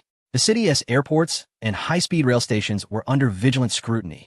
His son had been kidnapped just last night. Where could he possibly escape to? I will protect you. Father shall not let anyone who harms you go unpunished. Bai Xiaochun clenched his fists, his teeth grinding, his eyes tinged with red. At that moment, the door creaked open, revealing a somewhat pallid Yi Feng, who stepped inside. Bai Xiaochun immediately rose to greet him, his face alight with hopeful inquiry. Mr. Yi, do we have news regarding my son? Aware of Yi Feng's remarkable connections, he held considerable expectations. Yi Feng shook his head. None yet. What the Bai family and the Black Dragon Society? In truth, he had sought neither. He had been in a foul mood lately, reluctant to trouble himself with such matters. Moreover, he had suffered a bout of severe gastrointestinal distress, leaving him nearly depleted. He increasingly sensed that something was amiss during this period, At times, for no apparent reason, he felt a wave of disquiet wash over him. Even upon encountering a beautiful woman, he often presumed she would take a liking to him. Yet when he attempted to engage her, she would scarcely acknowledge him. His luck had been abysmal, suffering from illness, encountering schemers, and even finding himself beneath a tree only to be bombarded by bird droppings. Bai Xiaochun observed him closely, noting his pallor, and assumed it stemmed from a long night of searching. He remained patient, expressing, "There is still no news, and I apologize for troubling you, Mr. Yi. However, this matter requires your esteemed assistance, and I assure you, there shall be ample rewards afterward." Yi Feng nodded reassuringly, "Do not worry. The kidnappers are likely motivated by greed and would not dare to harm young Master Bai." As soon as the words fell, Bai Xiaochun received a call from Bai Dao. Listening to the officer's account, especially upon hearing the grave news, he felt as if struck by lightning. The phone slipped from his grasp, hitting the ground with a crisp sound. His eyes glazed over, devoid of spirit, and he appeared to age a decade in an instant. Then, an overwhelming fury erupted from his eyes. "Who is it? Who on earth has killed my son?" His roar reverberated through the study, and without even changing his clothes, Bai Xiaochun rushed out in a frenzy, leaving Yi Feng alone, stunned and inwardly distressed. Could it be a mistake? He had just said that Bai Shui would be fine, and the next call informed him that Bai Shui had been slain? What a stroke of bad luck. Meanwhile, in the Jiangnan No. 1 Villa district at Mu Yuyan's residence, a girl dressed in a white panda costume sat on the sofa. The panda on her chest was comically round, and with her delicate hands, she was helping Mu Yuyan massage her shoulders, murmuring softly, "President Mu, Sister Mu, since you aren't in the mood to work today, why not accompany me for a shopping spree? It's been ages since we last went out." Mu Yuyan glanced sideways, shaking her head weakly, disinterested. Lin Yuchu, pouting playfully, clung to Mu Yuyan's arm and gently shook it. "Sister Mu, how about we watch a movie together? There's a new comedy that just came out, and I've heard great reviews. It would be perfect for us to lighten our spirits, don't you think?" "I'm not in the mood." Mu Yuyan refused again, rolling her eyes in annoyance. "You don't have to keep calling me sister. You're actually older than me by a month." Lin Yuchu secretly huffed. Despite being older, she appeared much younger, often mistaken for a high school student due to her playful attire. She had never been rebuffed when calling Mu Yuyan's sister before. This was a first. Clearly, Mu Yuyan's heart had been deeply wounded by that scoundrel. With a frustrated huff, Lin Yuchu exclaimed, "Yuyan, it's just a worthless man. Is it necessary to be this heartbroken? It's one thing not to go to work, but why are you ignoring me? Do you even consider me your best friend? Do you see me as one of your own?" Mu Yuyan stared blankly at the television, not turning her head, and softly replied, "If it weren't for you, do you think I would confide in you about Qin Lang?" In Mu Yuyan's heart, Lin Yuchu held a significant position as a close friend, which is why she felt comfortable sharing her troubles regarding Qin Lang. Is it worth it? Just a worthless man? Yuyan, you're so wonderful. Why would you hang yourself on this one tree? All men are the same, and don't be fooled by his indifference now. He might be reveling in your sorrow, feeling proud, and likely boasting about it to others. Lin Yuchu's tone was laced with resentment. She had encountered her fair share of scoundrels who abandoned their partners after a fleeting romance, particularly among the debauched circles of the capital, where their numbers were too numerous to count. These rogues incessantly boasted about their conquests, often resorting to throwing money around, a behavior that was simply revolting. She had believed that Mu Yuyan would awaken to the truth and avoid falling into the traps set by these charlatans. At least until half a month ago, Mu Yuyan had shown no interest in Qin Lang, even expressing disdain and frequently venting her frustrations about him to Lin Yuchu. Little did Lin Yuchu anticipate that in such a short span, Mu Yuyan's attitude towards Qin Lang would undergo such a monumental transformation. It was nothing short of earth-shattering. What was so special about Qin Lang? Lin Yuchu was convinced that he was deliberately toying with her, employing the age-old tactic of feigned indifference to ensnare her. If only Mu Yuyan were not so engrossed in her work, any other girl who had experienced a few romantic encounters would not fall prey to such a pathetic ploy. Just wait. Once you summon Qin Lang, I have 100 ways to expose his vile nature. Mu Yuyan turned back, frowning, and admonished, "You mustn't act recklessly. This matter does not concern you, so do not complicate things for me. My mind is already burdened enough." Although she recognized Lin Yuchu's good intentions, she was well aware of her friend's whimsical nature. Lin Yuchu, who boasted about her prowess in matters of the heart, was fundamentally inexperienced, merely a dilettante who had witnessed countless romantic schemes without having engaged in any herself. Lin Yuchu, undeterred by Mu Yuyan's warning, scoffed with jealousy and addressed Aining, Sister Aining. Do you truly wish to witness Yu Yin's descent into despair? You, as an observer, should be acutely aware of the kind of person Qin Lang is. Even if Yu Yin is in the throes of infatuation, she should not be entangled with such a scoundrel. Let us collaborate to keep Yu Yin in check. Once Qin Lang's true self is revealed, it will be a joyous outcome for all. Mu Yuyin retorted sharply, "You dare?" Lin Yuchu, with a playful grin, lunged forward, unfazed. "What do I have to fear? Do not forget, I have trained in Taekwondo for 2 years." Moments later, Mu Yuyin found herself restrained. Aining stood by, wearing an expression of helplessness. "Miss, as an observer, I feel a pang of sympathy for your current state. Perhaps Miss Lin is right. What if Qin Lang truly is a man of shallow character? Yu Yin, do not resist. Today, Qin Lang will undoubtedly face public humiliation." Lin Yuchu toyed with Mu Yuyin's phone, and after a brief while, she triumphantly displayed the screen. "It's all set. The meeting place is at my family's hotel. Prepare to witness how I unveil Qin Lang's true nature." Lin Yuchu's eyes sparkled with satisfaction, her demeanor radiating pride and confidence. She possessed countless strategies to expose Qin Lang's true colors. A mere scoundrel could be effortlessly unmasked by her. Bullying other girls was one thing, but attempting to deceive her dear friend was utterly delusional. Lin Yuchu's eyes sparkled with a mischievous smile as she secretly muttered to herself, "Qin Lang, do not blame your aunt for lacking courtesy. It is merely that you have chosen the wrong target. Let us see how I shall craft your downfall and strip you of all dignity." Chapter 64. Lin Yuchu caught in the rain at midday. Qin Lang made his way towards Kaiyuan International. Junzi, with one hand on the steering wheel, raised a thumb towards Qin Lang in the back seat, exclaiming, "Young master, when it comes to dealing with women, I would dare to call you the strongest. You are like a hunter in search of prey. Once you set your sights on a target, there is no quarry you cannot conquer. Truly remarkable. I remember when President Mu first laid eyes on you. She would either ignore you or display utter disdain. Yet now, she visits your residence frequently and even invites you to lunch. It is evident she is pursuing you." Junzi held Qin Lang in the highest esteem, especially since even the icy Mu Yuyin had been charmed. He understood perfectly well that the young master was adept at multitasking, engaging in several pursuits simultaneously, all of which bore fruitful results. It was simply extraordinary. Qin Lang chuckled lightly. "Hunter? What kind of hunter? A bounty hunter, perhaps? Were it not for the circumstances, I would hardly have the time to dine with Mu Yuyin. If I had not detected the system's alert regarding her fluctuating emotions, possibly due to some incident, I would likely be imparting knowledge to Su Xiaoxiao for her second lesson right now. Is this not more comfortable than dining with Mu Yuyin?" The Maybach came to a smooth halt outside the entrance of Kaiyuan International. Due to the rain, Qin Lang emerged with an umbrella, his tailored suit accentuating his physique with undeniable charm. At the hotel entrance, he paused and glanced at a nearby young girl. Though referred to as a girl, she stood over 1.6 meters tall, her figure gracefully developed. Clad in a black and white uniform paired with knee-high white stockings, her long legs were showcased beautifully. What struck Qin Lang was that the girl's figure was hardly inferior to that of the Bai sisters, and beneath her uniform, her form was even more striking. Such an impressive physique was complemented by a delicate, youthful face, making her appear no older than 17 or 18. Ding! The protagonist, Lin Yuchu, experienced an emotional fluctuation, and the host was congratulated with 100 villain points. At the hotel entrance, Lin Yuchu stomped her feet in impatience, her large, watery eyes fixed on the rain-splattered glass outside. Seemingly eager to rush out and hail a cab, yet internally fraught with anxiety.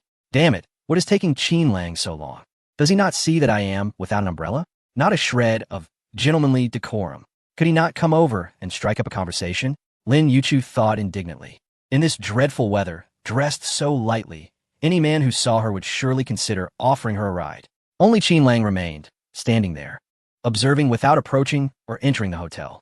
Determined to unveil Qin Lang's true nature, Lin Yuchu muttered resentfully to herself and stepped out from the shelter of the rain-protective glass, her legs clad in white stockings. She did not venture far before deliberately slipping and falling with a loud thud, landing on the ground. Inside the hotel's surveillance room, Mu Yuyin and Ning sat before the LCD screen, able to view the high-definition video and sound through the cameras. Upon seeing Lin Yuchu tumble into the rain, Mu Yuyin expressed her concern. How could Yuchu do this? She's clearly taking advantage of Qin Lang's sympathy. Even if she wished to initiate a conversation, she need not subject herself to such humiliation on a rainy day. I must go and give her an umbrella. I cannot bear to see her drenched out there. And Ning quickly obstructed her path, offering a wry smile. Miss, please do not complicate matters further. Miss Lin has gone to such lengths for you, braving the rain to expose Qin Lang's true colors. If you go now, it would simply waste her heartfelt efforts. And Ning, having accompanied Mu Yuyan for several years, understood her well. Though Lin Yuchu would no longer be exposed to the rain if Mu Yuyan intervened, her identity would inevitably be revealed. And Ning did not wish to see Lin's earnest endeavor squandered. In the midst of this internal conflict, Qin Lang in the video moved. And Ning exclaimed, Miss, look, Qin Lang is making a move. In the puddle, Lin Yuchu was soaked, her black and white uniform accentuating her graceful curves. She sat on the ground, hugging her knees, and sobbed uncontrollably. Her pitiable, helpless demeanor, infused with a sense of injustice, evoked sympathy. Any man with a shred of decency would surely not stand idly by while such a lovely young woman endured the rain. Lin Yuchu felt increasingly assured of her own beauty and figure. As long as Qin Lang was willing to speak to her, she was confident she could entice him away. Once he departed, it would be a breach of promise. What intentions could a man harbor while leaving with a stranger? The conclusion was undeniable. He was indeed a scoundrel. After waiting for what felt like an eternity, Lin Yuchu stole glances at Qin Lang, her heart leaping with joy as she noticed him moving. However, her excitement waned when she saw him not approaching her, but rather heading to the recently arrived Maybach, casting doubt in her mind, only to quickly reassure herself. He must be retrieving an umbrella. He intended to offer her an umbrella, providing an excuse to exchange contact information. This was truly a scoundrel's old trick. How could he possibly deceive her keen insight? Moments later, Qin Lang emerged from the Maybach, indeed holding an umbrella, but standing beneath it was another figure, his driver and bodyguard. Junzi. The two approached Lin Yuchu, halting less than 2 meters away, surveying the surroundings.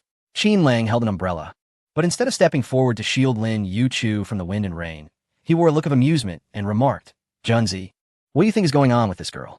Has she suffered a heartbreak? Or is she pregnant and lacks the means for an abortion? Junzi, lost in thought, replied, perhaps a heartbreak. Her belly isn't even showing, so she doesn't seem to be pregnant. It might be too early to tell, he added. That could be possible. Lin Yuchu stood dumbfounded, lifting her gaze as raindrops cascaded down her cheeks, mingling with her tears. She stared at Qin Lang, who seemed to revel in the spectacle. Even making eye contact with her, his expression filled with an incredulous fascination. Her mind went blank. What is this? Is he a scoundrel? He appears to be a staunchly masculine individual. Faced with a vulnerable woman caught in the rain, he not only refrained from offering warmth and comfort, but also called upon his bodyguards from the Maybach to join him in observing her plight. Was there any greater humiliation? Chapter 65. An umbrella accompanied by a fruit knife? Ding! The protagonist Lin Yuchu experienced a surge of intense emotions. Congratulations, host. You have gained 200 villain points. Ding! Lin Yuchu's anger continued to escalate. Congratulations, host. You have gained 500 villain points. Ding! Mu Yiyan's favorability towards Lin Yuchu was on the rise. Congratulations, host. You have gained 600 villain points. The incessant system notifications around Qin Lang confirmed that his choice was indeed the right one. Indeed, this woman was not virtuous. Although she was a legally recognized minor, in the original narrative, Lin Yuchu, who was Mu Yuyan's close friend, was known as a machine for identifying scoundrels. Having confronted Yi Feng countless times, mischievous and reputationally destructive, always with the upper hand. This time, Mu Yiyan's emotional turmoil was undoubtedly intertwined with Lin Yuchu. Moreover, this was clearly a flirtation, which raised Qin Lang's caution. While others might be oblivious, he was well aware of Lin Yuchu's hidden familiarity. It was evident that she had a tendency to be submissive. The more kindness one showed her, the more she would rebel. How could she possibly take the initiative to flirt? Perhaps Mu Yiyan was watching from somewhere, and Lin Yuchu had already set a trap, just waiting for him to fall into it. A cold smirk crossed Qin Lang's mind as he decided to turn the tables, taking the initiative as he gazed at Lin Yuchu, who sat in a puddle, exuding a wicked charm. Simply by tormenting Lin Yuchu, he could reap double the villain points. One effort yielding 2 rewards. Why not seize the opportunity? The rain continued to pour, soaking the black and white uniform that clung to his form, accentuating his attractive physique. Lin Yuchu gritted her teeth in frustration, but was reluctant to abandon her efforts. Feigning a pitiful demeanor, she whispered, Brother, it's raining so heavily. Could you lend me an umbrella? Qin Lang counted the 2 umbrellas and then the 3 individuals present, smiling as he replied, Little sister, can you not count? There are only 2 umbrellas. How can I lend one to you? Lin Youchu's mind roared in outrage. Was Qin Lang an utter fool? She had already expressed herself so clearly. Could he not come over to hold the umbrella for her for a while? Truly, Lin Youchu never anticipated that she would squat in the puddle for such an extended period, her white pants now stained with rainwater. Qin Lang approached, holding an umbrella, and as it seemed he was about to shield her, he abruptly halted just a few centimeters away, standing still and pointing towards the nearby Hotel's rain shelter, suggesting, "You could take refuge there." Lin Youchu wiped her face, unsure whether the moisture was tears or rain, and forced a bitter smile while rubbing her ankle. In a tone reminiscent of a gentle plea, she said, "I just twisted my leg. It hurts so much. Brother, could you please hold the umbrella for me just a little longer?" Qin Lang, however, ignored her and instead pointed at a dark object peeking from her waist, his tone turning serious. "What is that you're hiding? It looks suspicious. Show it to me." Lin Youchu's expression changed. "Is that really necessary? Junzi, let us go." Qin Lang turned and called out, ready to leave. Lin Youchu hurriedly pleaded, "Wait, don't go. I'll show you, is that all right?" Reluctantly, she revealed a small fruit knife she had concealed at her waist. This was something she had planned to carry in case she needed it after tricking Qin Lang into leaving. What if he acted recklessly? Even if she revealed her true identity? Naturally, she needed some form of self-defense. Now exposed, she felt compelled to maintain her image as a vulnerable girl. Offering a feeble explanation, "Brother, this is a fruit knife, meant for cutting fruit." Qin Lang furrowed his brow, his voice laced with skepticism. "A fruit knife? On a rainy day, you venture out without an umbrella, but carry a knife? What does that imply? Rain-soaked and armed with a knife instead of an umbrella? Who was she trying to fool?" Lin Youchu was on the verge of frustration, wishing to stab Qin Lang multiple times with the fruit knife, avoiding any vital areas, ensuring he could neither live nor die.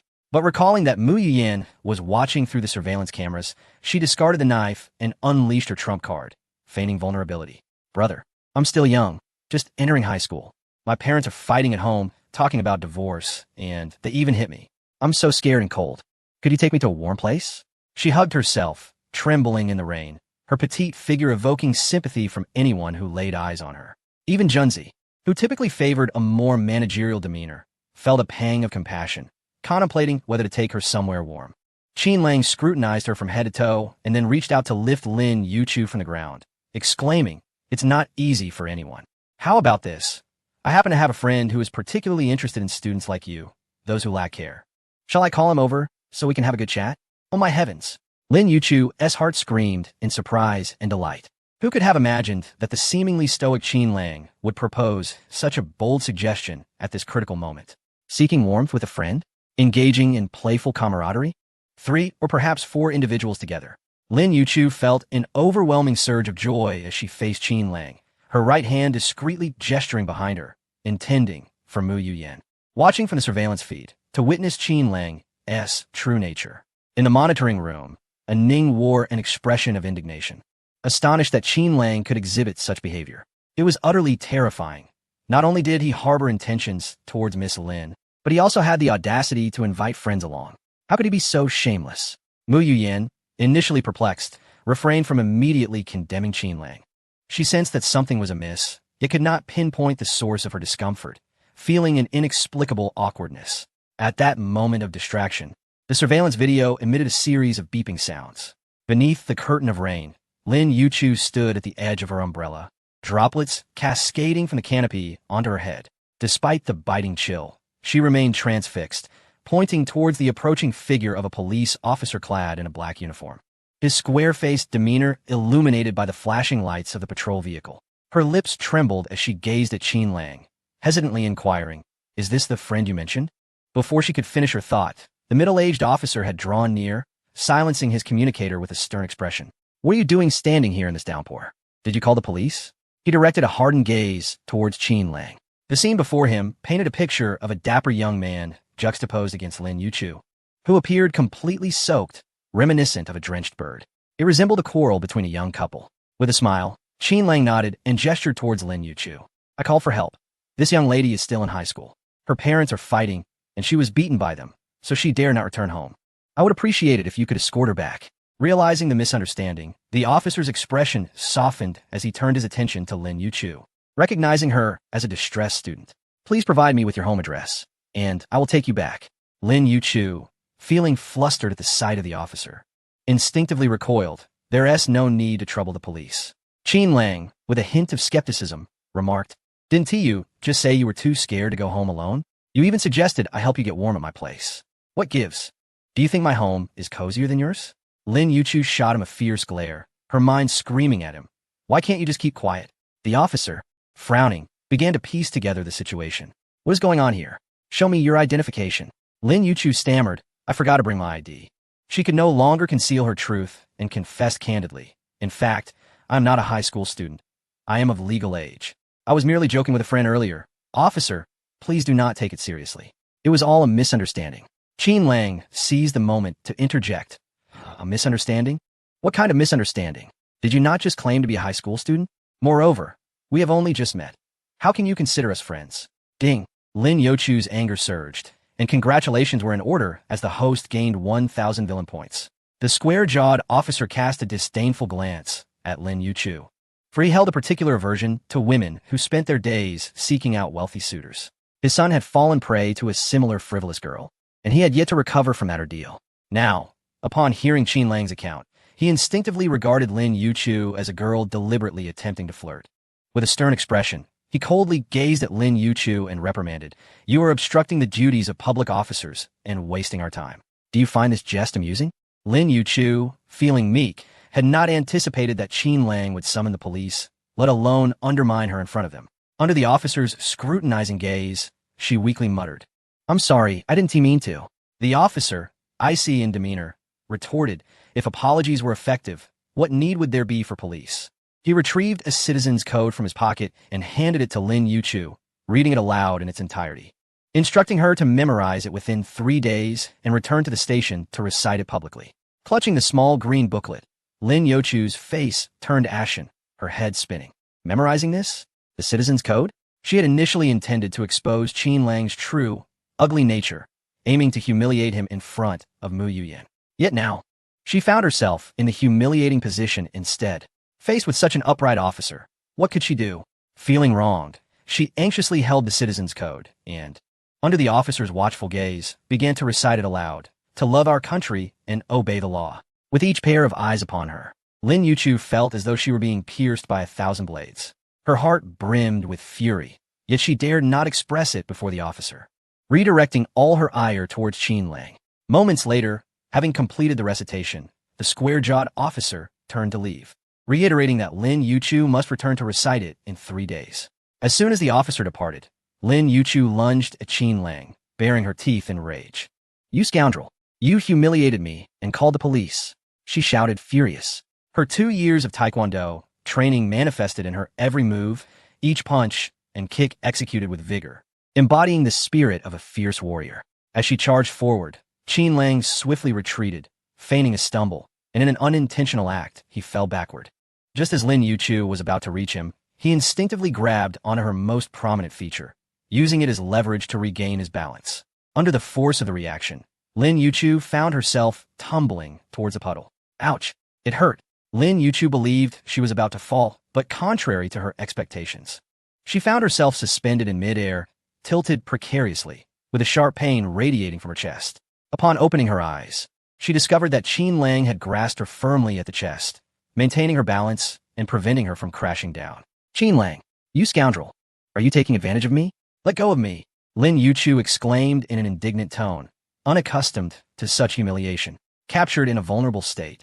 Her only support was the hand gripping her chest, igniting a tumult of anger within her, compounded by the genuine pain she felt.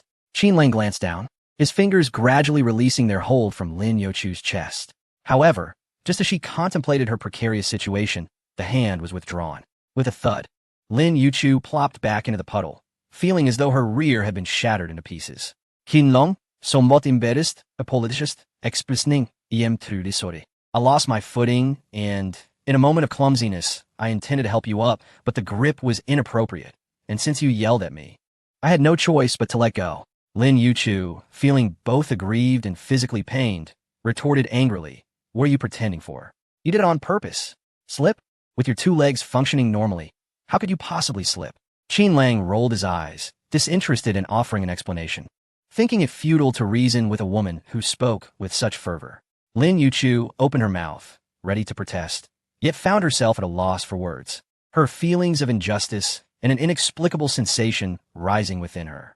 Chapter 67. Plastic Sisterhood. As Lin Yuchu composed herself, preparing for a counterattack, Mu Yiyan finally arrived with a Ning. The situation had already been decided, and her plan to unveil the truth had unraveled completely. Though Ning was displeased, she had no choice but to let Mu Yiyan leave. Mistaken identity. Qinlang, please don't be angry. She's South actually my close friend, Lin Yuchu, the legitimate daughter of the Lin family from Yanjing. Mu Yiyan explained with visible discomfort, lacking confidence. She only acted this way for my sake. Please don't hold it against her. Qinlang regarded her with skepticism, alternating his gaze between Lin Yuchu and Mu Yiyan as if awakening to a realization. You two are friends? What is this, a performance for my benefit? With Ning's assistance, Lin Yuchu rose, reproaching Qinlang with irritation. Stop pretending, Qinlang. You've seen through it all, haven't you? Don't think I'm oblivious to your sordid little thoughts. It's futile, even if you manage to deceive Yiyan. You cannot escape my discerning gaze. Qinlang chuckled derisively, glancing at Mu Yiyan. It seems your friend harbors quite a prejudice against me. I have matters to attend to, so I shall not intrude any longer. Having spoken, she turned to leave. Stop. Mu Yiyan's heart tightened as she quickly reached out to grasp his arm, shooting an annoyed glare at Lin Yuchu. How much chaos do you wish to create? What must I endure for you to be satisfied? She was truly exhausted from the turmoil. Already estranged from Qinlang, Lin Yuchu's antics felt like a push into the abyss. Lin Yuchu pouted, intending to confront Qinlang. But upon noticing Mu Yiyan's visibly irate gaze, she swallowed her words, huffing in silence as she turned her head away. Mu Yiyan sighed internally, gazing at Qinlang with resignation. Actually, today is quite significant. The product report for the beauty pills has been finalized, and I brought it along. As the provider of the formula, your insights are essential. Don't you wish to start a company and earn profits? This beauty pill is your venture's first endeavor. It deserves our utmost attention. Shall we reserve a private room at the hotel to discuss it over dinner? After a moment of contemplation, Qinlang nodded, recognizing the importance of the matter at hand. The group returned to Kaiyuan International Hotel, where they booked an upscale private room. Having taken a shower, Lin Yuchu reappeared in a more mature outfit, a white camisole paired with a pink skirt. While it lacked the youthful innocence of her previous uniform, it exuded a playful charm. She seated herself next to Mu Yiyan, eager to extricate her friend from Qinlang's grasp. However, Mu Yiyan was wholly engrossed in discussing the beauty pill report with Qinlang. Qinlang meticulously examined the report, occasionally nodding at the text with his finger. Although the report was quite well structured, it was not without its flaws. The introduction was rather mundane, which could be overlooked, but the middle section, while outlining the beauty pill's advantages, felt somewhat lacking in depth. Wasn't the conclusion a bit too hasty? How about this? Let's find a time to review the report together and address any shortcomings. Certainly, Mu Yiyan nodded earnestly, yet failed to comprehend the underlying implications. Qinlang chuckled lightly, casually placing a piece of cola chicken wing into her bowl. Let us eat. Some people have taken so long in the shower that the food is nearly cold. Mu Yiyan's spirits lifted at the sight of the cola chicken wings. A favorite of hers, she recalled the time her mother visited Tianhai City and they had playfully competed for the dish. To her surprise, Qinlang remembered her preference, suggesting that she had not entirely faded from his memory. Nibbling on the chicken wing, she expressed her delight. This tastes wonderful. Observing their harmonious interaction, akin to a couple in love, Lin Yuchu could no longer bear to watch. She felt compelled to disrupt this scenario. Otherwise, her naive friend might unwittingly descend into Qinlang's snare. From the side, she placed a clove of black garlic in a Mu Yiyan's bowl. Yiyan, if you're hungry, you should eat more. Mu Yiyan lowered her gaze, her brows slightly furrowed, showing no intention of picking up her chopsticks. Lin Yuchu, eager to persuade, added, Yiyan, do not underestimate this black garlic. It has been meticulously prepared by the chef at my family's hotel. It is truly delectable, both savory and sweet.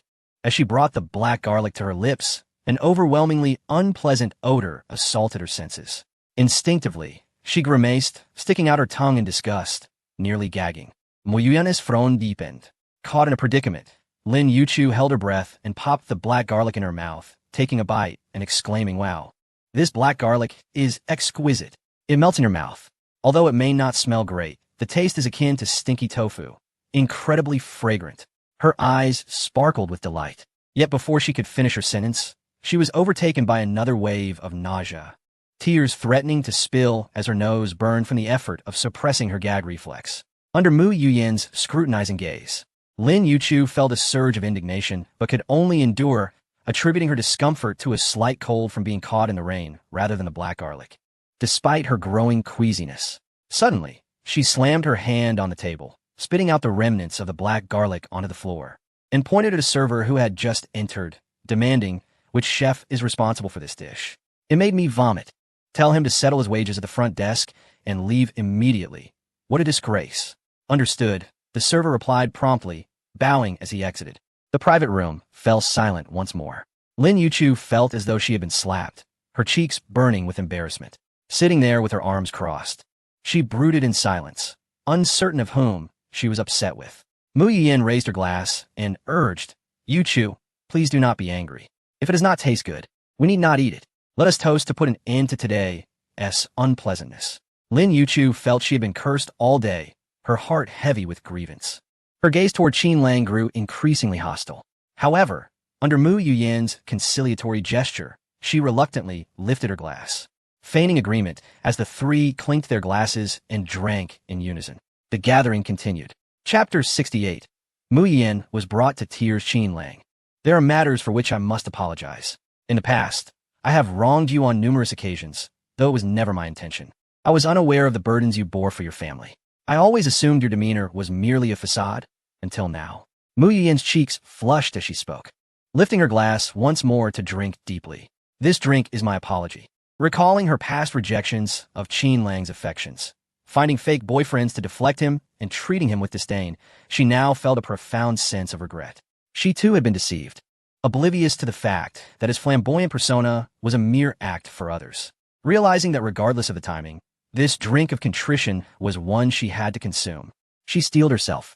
Furthermore, regarding my mother-esque situation, I owe it all to your arrangements. During our phone conversation last night, she mentioned that her health has significantly improved and her condition is now under control. Mu Yiyan raised her glass once more and drank it all in one go. This toast is a token of my gratitude to you. Qin Lang, curious, scrutinized Mu Yiyan. Are you truly capable of consuming so much alcohol? Mu Yiyan, her cheeks flushed, shook her head. I'm not particularly good at drinking. It is just that some thoughts and matters must be expressed, otherwise it becomes unbearable and I cannot sleep at night. Cannot drink. Qin Lang refilled her glass. If you can't drink, then just have a little more. No, if you're feeling uncomfortable, drink a bit more, and a good sleep will remedy everything. Mu Yiyan was already feeling a bit tipsy, her hand unsteadily holding the wine glass. Yet she obediently nodded. I will heed your advice. Intoxication dissipates all sorrows. Cheers. Qin Lang clinked his glass with Mu Yiyan's. Both of them emptied their glasses. Mu Yiyan, now somewhat intoxicated, trembled as she tried to pick up food, occasionally dropping it onto the table. Qin Lang took the initiative to serve her food and pour more wine, exclaiming, "Who would have thought? Yiyan, you are indeed a person of temperament. Truly, a friend in wine is worth 1,000 cups. Let us drink another." I cannot. I am already tipsy and can hardly consume anymore. Yiyan, are you disregarding my hospitality? The wine in your glass shows no sign of diminishing. Are you keeping it here to breed fish? I will take a break. I'll drink, but do not force me. Thud. Having consumed at least a bottle of red wine, Mu Yiyan rested her head on the edge of the table, dazed and immobile. Qin Lang had moved a chair beside her, draping his arm over her shoulder, smiling as he sipped the red wine, his palm gently caressing Mu Yiyan's fragrant shoulder. It was indeed a scene of leisure and delight, accompanied by fine wine and a beautiful companion. Meanwhile, Lin Yuchu, who had been observing coldly, spoke with a chilling tone. Continue taking advantage of Yiyan. Go on. You think that by getting her drunk, you can do as you please? Humph. Do you know why didn't he intervene sooner? She pulled out her phone from her bag, capturing several photos of Qin Lang with his arm around Mu Yiyan's shoulder, and coldly remarked, "Just wait. Once Yiyan regains her senses, I will expose all your despicable actions. By then, she will see your true, ugly self and will harbor no further thoughts of you." Before Qin Lang could respond, the intoxicated Mu Yiyan, leaning over, drowsily propped her face with one hand, her back to Qin Lang. And with one eye open and one closed, she slightly parted her lips towards Lin Yuchu. Though no sound emerged, Lin Yuchu clearly discerned the shape of her lips, which unmistakably formed the words fool. Lin Yuchu stood there, stunned, her finger pressing the shutter, capturing the moment repeatedly.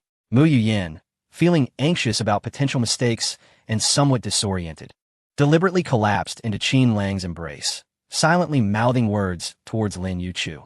However, Qin Lang gently pushed her away, shaking his head and sighing. Lin Yuchu, if you wish to tarnish my reputation, there is no need for such theatrics. In Yanjing, and even in Tianhai City, who does not know that I, Qin Lang, am a notorious scoundrel? You merely desire for me to distance myself from Mu Yuyin, is that not so? Very well, I shall comply. With that, he rose to his feet. At this moment, Mu Yuyin could no longer pretend to be inebriated. She quickly grasped his arm and implored, Qin Lang, this was not intentional.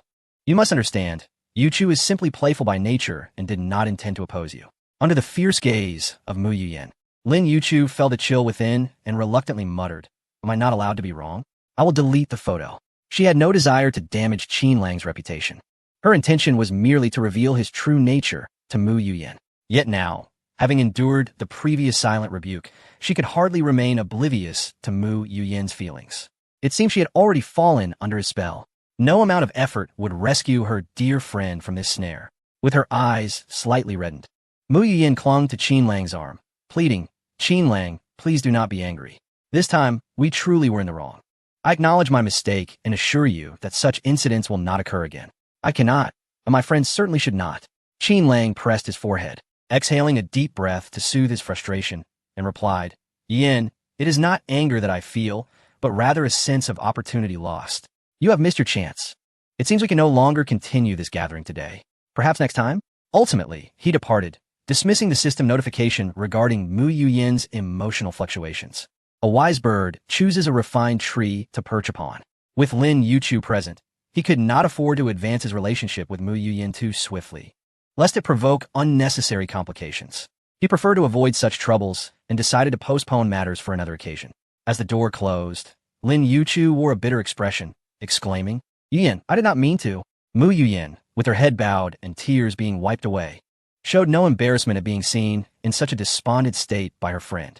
Instead, she maintained a serious gaze towards Lin Yuchu and said earnestly, Yuchu, if you still consider me a close friend, please refrain from meddling in matters concerning Qin Lang from now on. Otherwise, our relationship may reach an impasse.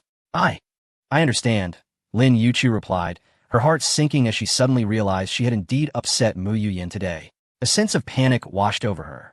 Yet she dared not speak further, fearing she might exacerbate the situation.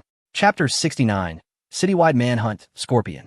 At Kaiyuan International, Junzi had already parked the Maybach in front of the rain shield, standing by the steps with a black umbrella in hand. Upon seeing Qin Lang emerge, he promptly approached, waiting for him to settle in before gently closing the car door and swiftly making his way to the driver's seat. Young master, where shall we go now? Should I return home, or seek out Miss Bai or Miss Chiu? Junzi adjusted his tie and turned back with a smile. Having finished their meal, it was evident that the young master had not engaged in any profound dialogue with President Mu. As a dutiful bodyguard, it was his responsibility to anticipate the young master's thoughts in advance. Qin Lang rubbed his forehead and decided against heading back just yet. How did your task of recruiting go? Junzi candidly replied, quite a number of candidates have arrived, but none have commenced employment recently. I have gathered them at the same hotel and plan to give them a lecture shortly. A lecture? Qin Lang raised his head in astonishment, a twitch at the corner of his mouth. Where do you find the audacity to teach them? Perhaps there was an 80% chance of them joining, but after your lecture, it might turn into a mass exodus. At this rate, Zhuge Liang would become a cunning sage under your tutelage. Is there anything you fear to articulate? Junzi, somewhat disagreeing, retorted, Young master, you must not speak so lightly. I have been diligently reading as per your instructions, expanding my knowledge considerably. I can certainly persuade a few old comrades without much trouble. Qin Lang sighed with a wry smile. Very well. I shall accompany you to see just how significant the issue truly is. After all, idleness breeds idleness, and he had already made arrangements concerning Yifeng. According to the timeline, matters were likely brewing, and all he needed to do was wait patiently. Excellent. Junzi revved the engine of the car, his heart swelling with anticipation. He had prepared for this day in advance, having meticulously planned his rhetoric in his mind. With the young master accompanying him, he finally had the opportunity to showcase his talents. With exhilaration coursing through him, Junzi drove the Maybach slowly towards the city center. Meanwhile, at the Bai family estate, Bai Xiaochun had shed his usual demeanor. Returning from the crime scene, he was engulfed by fury, smashing and wreaking havoc, leaving the living room in utter disarray. The porcelain furniture shattered. Where was the elegance he typically exhibited? He was a quintessential patriarch, viewing his son as the pride of the family, the bearer of the lineage. No matter how disappointing his son might be, he was far more significant in his eyes than his daughters, Bai Ruyu and Bai Xiaoyan. Yet now, his most cherished son lay deceased. In a pool of blood, a dagger embedded in his heart, the terror in his eyes lingered on his face. With each blink, Bai Xiaochun recalled his son's fearful and helpless gaze. Scorpion, I demand your entire family accompany my son in death. I will ensure your suffering is insurmountable. Bai Xiaochun's eyes burned crimson, his teeth clenched tight. With a violent motion, he sent an entire tea set crashing to the ground, shattering into countless fragments. My lord, Afu appeared from behind the sofa, hunching slightly, his voice subdued as he reported the situation with trepidation. The police have conducted searches at all major high-speed rail stations and airports, yet there is no sign of Scorpion. Upon arriving at the scene, it was initially believed to be a dispute among kidnappers, a disagreement resulting in betrayal, exacerbated by infighting that led to death. Upon further investigation, it became evident that the situation was not as it initially appeared. Neither the broken neck of the foolish Chong nor the shattered organs of Ahu could have been inflicted by one another. Such fatal injuries could not have been the result of a conflict between the two. Following a thorough inquiry by the police, the identities of the kidnappers were uncovered, revealing that another individual among them had managed to escape. It was none other than Scorpion. Preliminary assessments suggested that this Scorpion was likely the killer of his son. Currently, the majority of the police force in Tianhai City was tirelessly pursuing Scorpion, but time was short, and their efforts yielded no results. Are these police officers merely idling away? They cannot even locate a single individual. What use are they? Bai Xiaochun shouted, his heart aflame with the fury of his son's murder. Afu, bending nearby, dared not utter a word. After all, barely half a day had passed since the incident, and although they had begun to gather video footage and witness testimonies, the investigation was still in its infancy. In such moments, even if he understood the reality, he refrained from voicing it in front of Bai Xiaochun, fearing it might invite trouble upon himself. Let the members of the Black Dragon Society continue their efforts. If they find Scorpion, the reward can be increased. Bai Shui was Bai Xiaochun's beacon of hope, indulging him immensely. The vast Bai group was poised to be entrusted entirely to him. But now that his son was gone, what use did he have for money? As long as he could avenge his son, he was willing to pay any price. What of Yifeng? Why had he not shown up all day? The thought of Yifeng filled Bai Xiaochun with irritation. It was only after Yifeng assured him that his son would be safe that he received the call from the police in the early hours. In his seething rage, even the slightest annoyance transformed into fury. Naturally, Bai Xiaochun's attitude towards Yifeng underwent a profound change. Afu awkwardly spoke. Mr. Yi seems to have encountered some troubles. Since leaving the Bai residence, he has remained in his own abode and has not ventured out. Moreover, according to other bodyguards, Yifeng was also in his room last night and did not go out. The Bai family's bodyguards were numerous. Although Yifeng held a special status and resided in luxury, there were still other bodyguards surrounding him, akin to an employee dormitory, albeit with a notable disparity in treatment. Yifeng's privileged status did not go unnoticed, inciting envy and jealousy among some. Rumors naturally began to circulate. Didn't he go out last night? Bai Xiaochun's voice turned cold. What fine Yifeng! I expend such great effort to employ him, and he repays me with such deceptive actions? The anger within him surged repeatedly before eventually subsiding. The matters concerning Yifeng would have to be set aside for the moment. He had no spare thoughts to devote to him. The police, the Black Dragon Society, and even other channels of information needed to be activated. Bai Xiaochun wore a cold expression. The Scorpion had not departed from Tianhai City. The area was limited, and even if the entire city were turned upside down, I must see the murderer who took my son's life before tomorrow. Chapter 70. The Golden Instructor, Junzi. Some appeared anxious, while others radiated vitality. Junzi was a prime example. Impeccably dressed in a suit, his tie meticulously knotted, his hair, cropped short, slicked back with wax into an unremarkable pompadour. He stood at the podium of a hotel conference room, clenched his fist near his mouth, and cleared his throat. Before him lay a sea of heads, nearly 100 in number, all retired Special Forces soldiers. Among them were those who had served with Junzi and others he was familiar with. The young master had instructed him to gather trusted individuals, yet anyone familiar from the military was indeed trusted. Inadvertently, he had summoned quite a crowd. Junzi, you've really made it big now. Look at all these brothers you've gathered. Each one has their own single room. The entire hotel floor is nearly ours. Thanks to us veterans. Indeed, Junzi, I envy you. You're the most successful among our retired comrades. However, Junzi, we must clarify a few things. We are here to honor you, but there are certain matters we cannot engage in. We cannot violate our principles. That's right, Junzi. I'm doing quite well with my current company, working 9 to 5, with 4 days off each month, and my salary is nearing 10,000. Financial freedom is on the horizon. Among the neatly seated retired Special Forces soldiers, murmurs arose. Some envied Junzi, while the majority remained observant, many already employed. Qin Lang sat in the back. Aside from his handsome appearance, he was unremarkable. As he glanced over, a smile crept onto his face.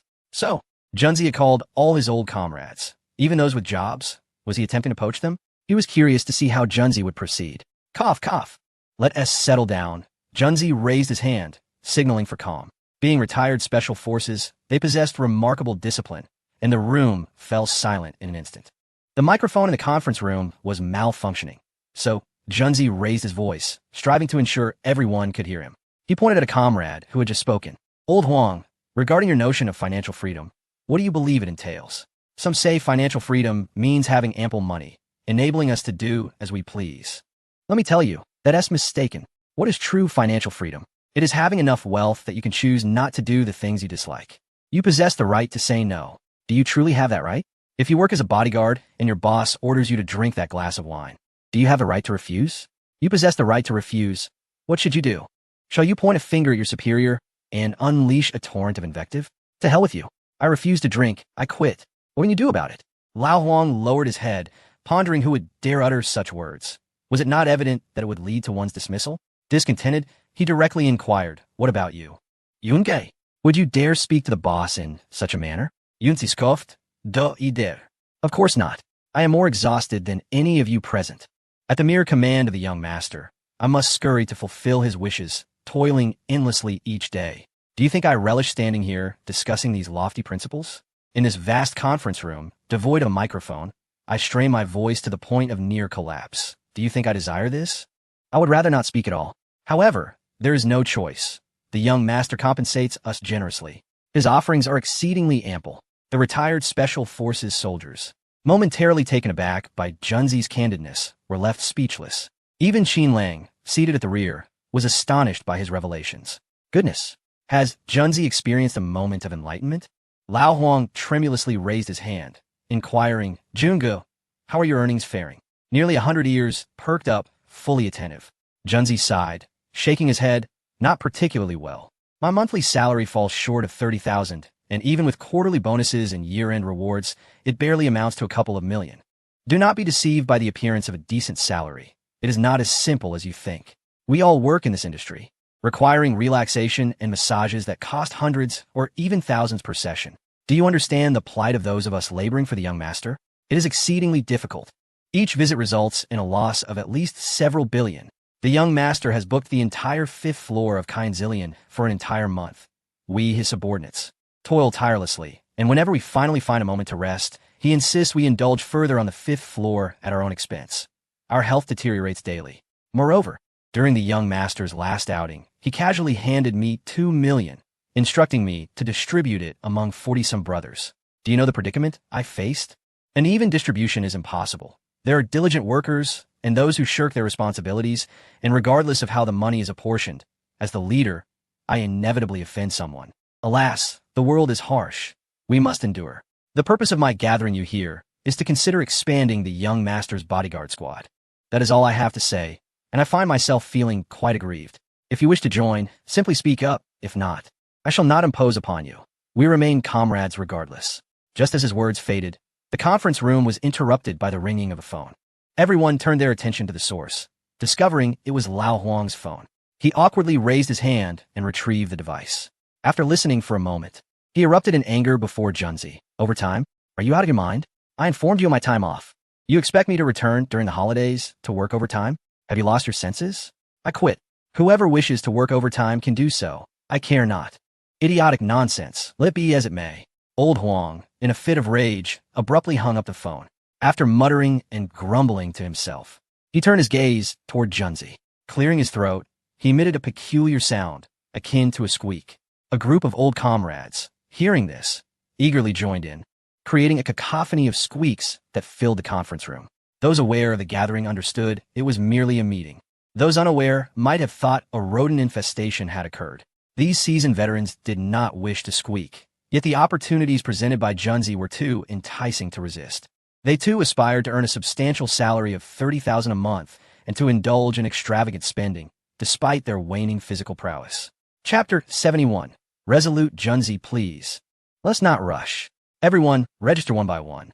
Anyone whose skills have not diminished over the years is welcome, provided they adhere to the utmost loyalty. Junzi raised his hand and began a lengthy discourse on the criteria for recruitment. Qin Lang observed from the back, a faint smile gracing his lips, satisfied with Junzi's performance. However, after the selection process, he would need to engage with these individuals further, as sharing a meal was inevitable. To truly gain their cooperation, one must cultivate relationships akin to friendship, courtesy before conflict. As evening approached, Qin Lang had reserved several private rooms at a hotel. In the room he occupied, there were 15 individuals, excluding Junzi and Qin Lang. The remaining 13 were all exceptional talents handpicked by Junzi. A rough estimate placed their physical capabilities no lower than 50. Even post-retirement, their skills had not waned, and many had made significant strides. Should these individuals unite against Yi Feng, even if they could not eliminate him, they would at least inflict severe injury. Mr. Qin, I never imagined you would remain seated in the conference room. It's quite astonishing. One remarked. Indeed, I thought at first glance that Mr. Qin was no ordinary person. Another added, Mr. Qin, allow me to toast to you. The 13 soon-to-be bodyguards offered their compliments, and Qin Lang graciously reciprocated their gestures as they mingled. After several rounds of drinks and a variety of dishes, Qin Lang clapped his hands, signaling the opening of the private room door. A line of women clad in black and white uniforms entered. The adjacent establishment, known for its skilled technicians, made their presence exceedingly convenient. Each woman possessed a graceful figure, captivating all in attendance. Once the last technician closed the door, 7 or 8 women entered, their elegant forms drawing the gaze of every man present. Gulp.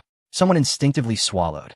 Qin Lang smiled and urged, no need to stand. Please take your seats. The women complied, each seating themselves between 2 men, sparking frequent glances from all present, their eyes involuntarily drawn to the enchanting newcomers. Old Huang, feeling a bit awkward, inquired, Mr. Qin, what is that dark substance on the beautiful ladies?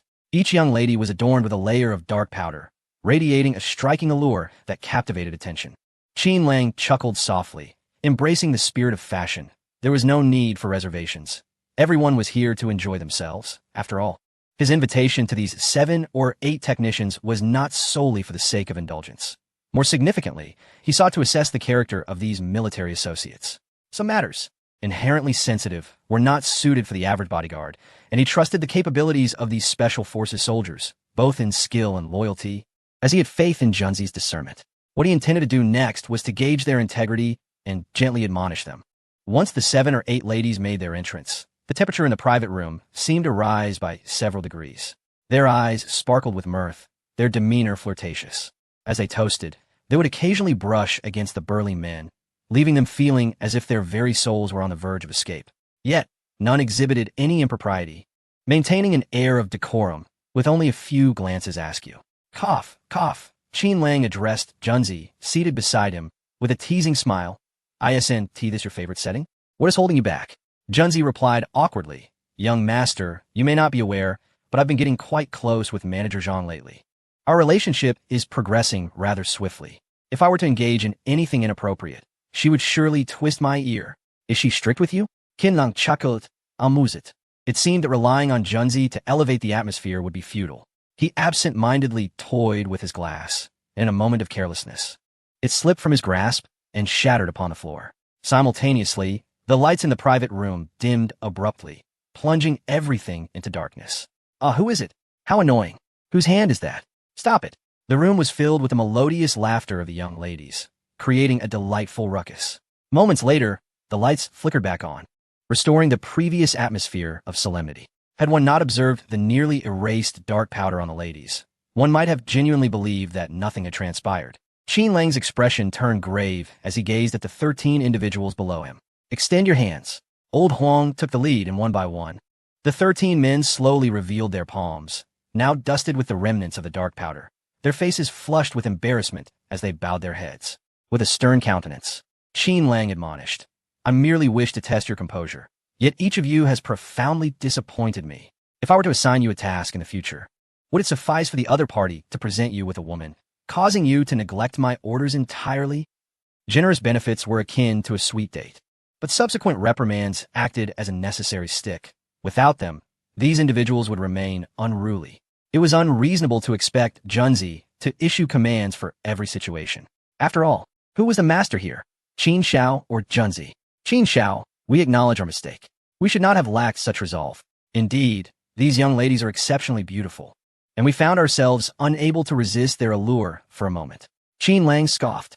Unable to resist? Are you suggesting that Junzi is not human? Junzi, spread your hands. Junzi promptly laid his hands flat on the table. Although calloused, they bore no trace of any dark powder. Look at Junzi. This is the composure and professionalism expected of a true bodyguard. I am not dismissing you, but in certain aspects, you clearly fall short and ought to learn from Junzi. Do you understand? Qin Lang spoke with a stern demeanor. The group, including Lao Huang and the others, nodded in shame repeatedly. Some even gave Junzi a thumbs up, exclaiming, "Brother Jun, you're truly impressive. How could you maintain your composure? You are my idol." "Hee, just a piece of cake." Junzi replied with a grin that revealed his dark teeth. Chapter 72. Junzi's punishment. The atmosphere was utterly silent. Impressive. Junzi truly lived up to his reputation as a gold medal instructor, possessing a mindset distinct from ordinary individuals. While others used their hands, he utilized his mouth. The technicians nearby couldn't help but laugh heartily, and the ambience in the private room grew increasingly joyous. The 13 bodyguards also raised their thumbs toward Junzi, some even pointing to their own teeth and chuckling. Suddenly, Junzi's expression changed drastically, realizing the gravity of the situation, and he hastily covered his mouth with his hand, wishing he could slap himself to death. He had already sensed his master's thoughts, but failed to control his expressions, revealing his little actions. Qin Lang observed Junzi, who quickly closed his mouth and coldly remarked, "Knowing the consequences yet still acting foolishly, your punishment will be an additional fine of 20,000 from next month's salary." In front of the newly appointed bodyguards, he could not afford to lose face. He needed to establish authority. Since he could not set an example, he had no choice but to drag Junzi out and administer a severe punishment as a warning. With his head bowed, Junzi pleaded, "Young master, I acknowledge my mistake and accept the punishment." The 13 bodyguards sensed the tension in the air and obediently concealed their smiles. Seeing Qin Lang's stern demeanor made their hearts tremble. If even Junzi, trusted by his master, could be punished, what fate awaited them for any missteps? They dared not harbor any contempt. After a moment of contemplation, Qin Lang remained silent and simply stated, "You may all leave." He exited the hotel without a glance at the 13 prospective bodyguards, a subtle psychological hint that he was dissatisfied with their performance today. Junzi, trailing behind, hurriedly organized the evening's entertainment for the group and quickly escorted Qin Lang home. Along the way, Junzi incessantly apologized, feeling deeply remorseful. Yet, Qin Lang waved his hand dismissively, casually saying, "It's merely for show, do not take it to heart. The individuals you have gathered are not as significant to me as you are. Do you understand?" In public, he needed to establish authority. In private, he needed to secure Junzi's loyalty. In the presence of others, he presents a starkly different persona, often referred to as a cunning rogue. "Young master, I comprehend your intentions. Should any of those fellows dare to betray you, I shall be the first to ensure they face the consequences." The sincerity in Junzi's heart was palpable, and his gaze towards Qin Lang grew increasingly loyal. Indeed, Qin Lang replied succinctly. Upon returning to the villa, he dismissed Junzi to indulge in some leisure, encouraging him to unwind at the enchanting fibrous lotus. There are times when one must not apply too much pressure. He feared that Junzi might develop some peculiar sentiments otherwise. Such emotions could be troublesome. As he stepped through the deep blue door, he noticed that since Su Xiaoxiao's arrival, the expansive home had remained immaculate, free from even a speck of dust. Even though their relationship had evolved to this stage, Su Xiaoxiao still behaved like a devoted maid, attending to every little task. As she put it, if she were to rest for even a day, she would feel unwell. In the kitchen, Su Xiaoxiao was busy washing the dishes, the sound of running water filling the air. Qin Lang picked up a bowl from the counter and began to wash it at another sink. Su Xiaoxiao turned her head in surprise and quickly snatched the bowl from his hands, incredulity evident in her voice. Young master, how come you're back? You should rest for a bit. There aren't many dishes and I can finish them in no time. Please, don't touch them. It would dirty your hands. Yet Qin Lang ignored her protests, continuing to wash the remaining small plate. With Su Xiaoxiao at home, there were hardly any dishes, as she rarely cooked. He smiled oddly and remarked, if I cannot touch them, then why should you? You care for me, yet do not allow me to care for you? Young master. Su Xiaoxiao pouted, her cheeks flushing with a lovely hue. She was still so innocent, unable to conceal her joy, which was evident to anyone who looked. She feigned a complaint, please, don't say that. These tasks are my responsibility. As she observed Qin Lang lingering in the kitchen, her heart filled with suspicion. Typically, the young master would never lift a finger. So what had caused this sudden transformation? Curiously, she murmured, young master, you're acting a bit strange today. What are you thinking about? Qin Lang wore a warm smile and inexplicably began. The moon orbits the earth ceaselessly, yet the earth remains indifferent, continuing its journey around the sun, even under the scorching blaze of sunlight. One day, the sun asked the earth, why do you forsake the moon, which adores you, and instead hover around me? What are you thinking? The earth, with a sense of resignation, replied, I simply favor the sun. Su Xiaoxiao, having placed the clean dishes into the cupboard, asked curiously, what does it mean to favor the sun? Qin Lang stepped closer, leaning towards her ear, and whispered, what is the term for the sun? As the realization dawned upon her, even the slowest of minds could sense the shift, and Su Xiaoxiao instinctively felt her legs weaken, her voice diminishing. Young master, I'm a little frightened. Fear gripped him, yet he resolved to endure. Qin Lang hung his head, releasing a deep sigh. The despondency etched upon his face stood in stark contrast to the warm smile he wore when he first entered the kitchen. A pang of regret pierced Su Xiaoxiao's heart. She momentarily hesitated before wrapping her arms around Qin Lang's waist, resting her head against his chest, stammering, young master, I'm not afraid anymore. Su Xiaoxiao exclaimed, as Qin Lang scooped her up and dashed swiftly upstairs, as if propelled by the wind. With a resounding thud, the door slammed shut behind them. Before they could even begin their tasks, Qin Lang seemed to recall something, bursting through the door and racing to the study. Upon his return, he held a striking black and white maid outfit in his hands. Again, the door was forcefully shut. Chapter 73. I, Qin Lang, am in need of funds, 5 billion. Having exchanged for a fresh and dry set of bedding, he resumed his slumber, experiencing a night devoid of dreams. The following morning, as the system notification chimed, Qin Lang savored a moment of triumphant satisfaction. Ding! The protagonist, Su Xiaoxiao, experiences intense emotional fluctuations. Congratulations to the host for acquiring 500 villain points. Ding! Su Xiaoxiao's affection level continues to rise. Congratulations to the host for acquiring 1000 villain points. Ding! Congratulations to the host for acquiring 10,003 villain points. What bliss! Qin Lang stretched lazily, one hand resting on Su Xiaoxiao. Drowsily, she felt a tickling sensation, stirring from her slumber to find herself nestled against his arm. Her head resting on his bicep, adorably pouting. Her little head would slide off his arm one moment, only be propped back up the next, clearly suffering from exhaustion. Just a little longer, she murmured. Qin Lang affectionately patted her head, to which she obediently hummed in response, closing her eyes once more. He remained beside her, leaning against the headboard while perusing a book, occasionally lifting his right hand from the covers to turn the pages. When the clock struck 9, Bai Ryu arrived at the villa, encountering Qin Lang in the tea room. Seated, she took a sip of tea, her expression troubled. The cause was none other than Bai Xiaochun's latest provocations. Though she no longer held a position within the Bai group, remnants of past business investments lingered in her mind. She yearned to reclaim her share of circulating funds from the Bai family for future investments. However, when she approached Bai Xiaochun for money, not only did she leave empty-handed, but she also endured a tirade of insults, nearly having her character assailed. How could he behave this way? Did that illegitimate child truly merit such indulgence? Why was it that she and Yun Yun could not extract even a single penny from him, even if he was unwilling to part with his money? Must he involve her mother? Just because she had not birthed a son, did all her previous efforts dissolve into mere nothingness in his eyes? Bai Ryu murmured discontentedly, expressing her grievances in full. Qin Lang, standing nearby, couldn't help but find it amusing. Bai Xiaochun's money left to Bai Shui? It was all taken from him. So how could it be given? Burn it for him, perhaps? Of course. Bai Ruyu remained oblivious to the intricacies of the situation and would not bring them up. Instead, she curiously inquired about his sudden need for the funds. Is the company lacking in capital? Bai Ruyu rolled her eyes, expressing her disapproval. I refuse to take your salary without merit, nor do I wish to hold shares in the company unfairly. I intend to withdraw a portion of the funds as my investment. Moreover, there are certain companies and industries I foresee thriving in the coming years. While the company currently has sufficient capital, it will be inadequate when venturing into these sectors. How much more do you need? I can provide it, Qin Lang replied directly. Bai Ruyu furrowed her brow suspiciously, questioning, do you trust me so readily? Aren't you afraid I might abscond with the funds? In Tianhai City, I have little to hold on to. Leaving with Yun Yun for distant lands is hardly an irrevocable decision. Qin Lang offered a warm smile and shook his head. I trust you.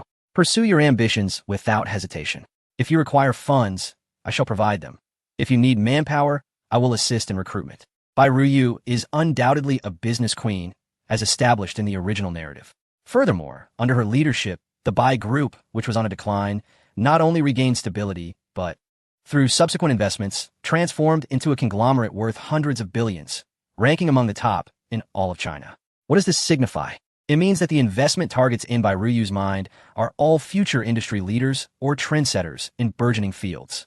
Any capital invested now will yield returns tenfold, or even 100-fold. Such a lucrative opportunity is not to be taken lightly. After all, Bai Ruyu is one of the principal female protagonists. Once she commits to someone, she does so wholeheartedly, leaving no room for betrayal, merely some playful banter. Bai Ruyu pursed her lips, gazing into Qin Lang's profound eyes. Besides feeling touched, she was also struck by a sense of absurdity. When she sought her rightful share of the family fortune from her father, she was met with harsh rebuke. Yet, in front of Qin Lang, she merely mentioned her thoughts, without even articulating their feasibility, and was met with trust. Compared to Bai Xiaochun, she suddenly felt as if Qin Lang resembled a father figure. This ludicrous notion sparked a rapid blush across Bai Ruyu's cheeks. She shook her head, forcibly dismissing such unfounded thoughts, and extended a hand. 500 million. Just give me 500 million to start. In reality, the investment sector thrives on capital, and the more, the better. However, out of respect for Qin Lang's faith in her, she refrained from burdening him too much and only stated the minimum requirement. Qin Lang pondered for a moment. 500 million? At this moment, I truly do not possess such liquidity. Bai Ruyu smiled softly, conceding, let it be, after all, the beauty enhancement pills are already in production. Once they hit the market, profits will soon follow. Even if it takes a year or so, the losses will be minimal, and we can still ride the wave of popularity. She merely stated her lack of possession, not that acquiring them was impossible. Qin Lang offered a wry smile. I'll find a way for you. He was not foolish. He understood that the earlier one invests, the greater the returns. Otherwise, by the time he entered the fray, the major shares would have already been snatched up by other investors, leaving him with little to gain. Was he someone who merely enjoyed soup? He retrieved his phone, opened his contacts, and gently pressed the note labeled Mom to make a call. Once connected, a gentle voice greeted him. Xiaoling, what brings you to call today? Do you miss your mother? If you do, come back quickly. Don't linger in Tianhai City. Your grandfather keeps mentioning you, longing for you dearly, but he is too shy to call you himself. Qin Lang, a man of few words, got straight to the point, requesting funds. I, Qin Lang, need 500 million. Chapter 74. Qin Lang, the arsonist of Qin Fang's heart. 10 minutes later, Bai Ruyu received a call from the company's finance department, informing her of a colossal transfer of 500 million that had just been credited. Her eyes widened in shock as she glanced at Qin Lang, who had just hung up bewildered. Was this even possible? A transfer of 500 million, credited within just 10 minutes? Even if it were from a personal account, the bank would surely conduct thorough inquiries. After all, any institution would be alarmed at the sudden disappearance of such a substantial sum and would verify it multiple times, often involving a senior manager to personally investigate. Qin Lang shrugged nonchalantly. My mother's company is right next to the bank's headquarters, and my aunt serves as the vice president there. With her stamp, this transfer is easily confirmed. Bai Ruyu opened her mouth as if to speak, but hesitated, stifled by her thoughts. What seemed impossible in her eyes was effortlessly resolved by Qin Lang with a single call. I hear you are the legitimate heir of the Qin family in Yanjing? She inquired, curiosity piqued. Qin Lang nodded. Yes, what of it? Bai Ruyu, skeptical, replied. The Qin family in Yanjing. Forget about your father's position. Just from your mother's side, you are the sole heir. Why would you come to Tianhai City? Isn't it better to revel in the luxuries of Yinjing, preparing to inherit the Qin family legacy? Qin Lang rolled his eyes, retorting, do you think inheriting from a wealthy family is that simple? It's not as easy as you imagine. Putting aside my situation, what about yours? How well do you fare with the Bai family? Struck at a sensitive point, Bai Ruyu pursed her lips. I have my own struggles, but you are the legitimate heir. Are there illegitimate children in the Qin family who surpass you? Not quite, he replied. Qin Lang shook his head. Primarily because you are unaware of the considerable troubles that linger in Yinjing. My age has reached a point where both my grandfather's side and my father's side, as well as my mother's side, are all urging me to assume responsibility. Should I remain in Yinjing, my days would be filled to the brim with relentless schedules from dawn till dusk. Even if I were to linger for a few years, the prospects of stellar evaluations in the future would be virtually guaranteed. Even a few years spent in a small county could ensure that before turning 40, I would undoubtedly become a prominent official in the province. Even joining a company would immediately grant me the opportunity to manage shares worth hundreds of billions, or even more. But what significance does this hold? Work exists to sustain life. In the midst of my ceaseless toil, I would lose my freedom, and in doing so, would I not forfeit the essence of living? Bai Ruyu's eyelids twitched violently as she listened to Qin Lang's earnest monologue. A sudden impulse rising within her to remove the heels of her lacquered shoes and stuff them into his mouth to silence him. Yet, inexplicably, upon hearing his final remarks, a faint sense of agreement blossomed beneath his warm smile. Hissing softly, Bai Ruyu recoiled, sensing something amiss, and promptly interjected. If you make another call for another 1 or 2 billion, you know that the more you invest, the greater the returns. I was unaware that acquiring money was so effortless for you. Had I known you were such a devoted son, I would not have merely asked for 5 billion. Qin Lang firmly declined, stating, that is impossible. Acquiring funds is not as simple as you think. Even if it were pocket money, it would take 2 to 3 months. Wouldn't it? For now, it is just this 5 billion. But you need not worry, since you have brought it up. I will certainly find a way to procure it for you. Whatever you wish to pursue, do so boldly. I will unwaveringly support you from behind. You must understand, behind every successful woman stands a man who cherishes her. In conclusion, I must add, do not act impulsively in my presence. I tend to mirror the impulsiveness of others. With a creak, Qin Lang placed his hand on a small cabinet nearby, slightly pulling it open to reveal a glimpse of a bunny girl costume. Bai Ryu, who had initially felt warmth from Qin Lang's words, the feeling of being believed in was what she valued most, was suddenly jolted into alarm upon seeing the color within the cabinet.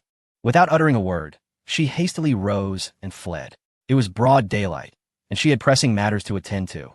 If Qin Lang were to act impulsively, it would cost her a substantial portion of her day, rendering her unable to accomplish anything. Observing Bai Ruyu's graceful silhouette retreating, Qin Lang could only sigh inwardly. Just as he contemplated reaching out to Bai Xiaoyun to reclaim a bit of interest, his phone rang once more. The call was from Qiu who, upon connection, immediately inquired, Qin Lang, I wish to know the intelligence on the Scorpion. Inform me, Bai Xiaochun has gone mad, raising the bounty to 1 billion. If the Black Dragon Society can provide information on the Scorpion, the funds will be wired immediately. I can split the proceeds with you 9 to 1. Qin Lang harbored a cold smile, fully aware of the matters concerning Bai Xiaochun, as his subordinates were diligently tracking the situation, leaving him well informed. It was no wonder that the Black Dragon Society and the authorities had yet to uncover any leads. Who could they blame?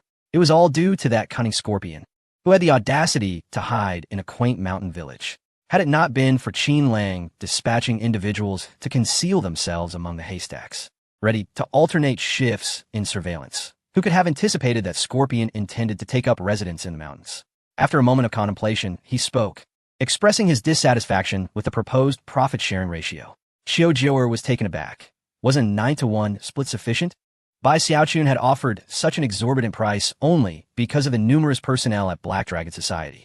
A private investigator wouldn't even come close to securing half of that bounty. Qin Lang shook his head, clarifying that it wasn't the amount he found lacking, but rather the ratio itself. A 9 to 1 split? Mr. Qin, what does that imply? Just grant me 5 billion and transfer it directly to the corporate account of the Qin Tianxia investment. Qin Lang replied nonchalantly, not seeking to claim too much for himself. After all, Qiu was still one of the channels for supplying villainous resources. Thinking of Bai Ryu, who had just departed, Qin Lang couldn't help but chuckle. Bai Ryu had requested a sum from Bai Xiaochun, which was denied. Yet now, through the sale of intelligence, he had maneuvered that very sum into his own hands. When he later presented it to Bai Ruyu, it would undoubtedly leave a profound impression on her. Was this not akin to the legendary tale of winning the heart of a fair maiden with the funds of a frugal father-in-law? After becoming a bounty hunter, he had acquired yet another title, Qin Heartthrob Lang. Under Qiu Jiuer's persistent inquiry, he divulged Scorpion's whereabouts and instructed Junzi to withdraw the surveillance team immediately to avoid any potential slip-ups. Chapter 75. Father will save you. Before hanging up the phone, Qiu Jiuer did not forget the true purpose of her call, stating as if delivering an announcement, "Tonight, at the Queen's Bar, my parents wish to meet you." Upon finishing, she hung up before Qin Lang could refuse. Sitting in his chair, with the phone still pressed to his ear, Qin Lang felt a peculiar sensation arise within him. He was to meet Xiao Long? This accelerated the overarching plot dramatically. Did this imply that Lin Yuchu would also grace the Queen's Bar with her presence tonight? Upon careful consideration, this could indeed be a fortuitous development. With Scorpion's movements now compromised, it would not be long before Bai Xiaochun learned of the false intelligence regarding Yi Feng's supposed slaying of his son. The two factions would undoubtedly engage in a life-and-death struggle, and he could not afford to miss this opportune moment to hunt down Yi Feng. If the overall narrative did not advance, who could predict whether the Daughter of Fortune would continue to provide villainous resources after Yi Feng's demise? If such support ceased, would it not result in perpetual losses? Could he truly find joy in such a losing venture? That night at the Queen's Bar, extravagance reigned supreme amidst a haze of opulence. In the dance floor, women exuded vitality, their bodies swaying gracefully, their scant attire having slipped from its original position. Men, resembling ferocious wolves, flocked around in a circle, hands raised above their heads, swaying their hips, their heads bobbing in rhythmic unison. In such a cacophonous environment, Lin Yuchu sat in a booth, her head bowed, melancholically sipping her drink, consumed by an overwhelming sense of unhappiness. She tried calling Mu Yuyin, but her calls went unanswered. Even when she went to her door, she was met with silence, as if they were strangers to one another. A profound pain settled in her heart, as though she had lost something of great significance, compelling her to seek solace in this noisy venue alone. It seemed the only way to suppress the tumultuous emotions within her. "A bottle of Wang Zai," she ordered. A familiar voice broke through her thoughts, and she turned to see a well-known face.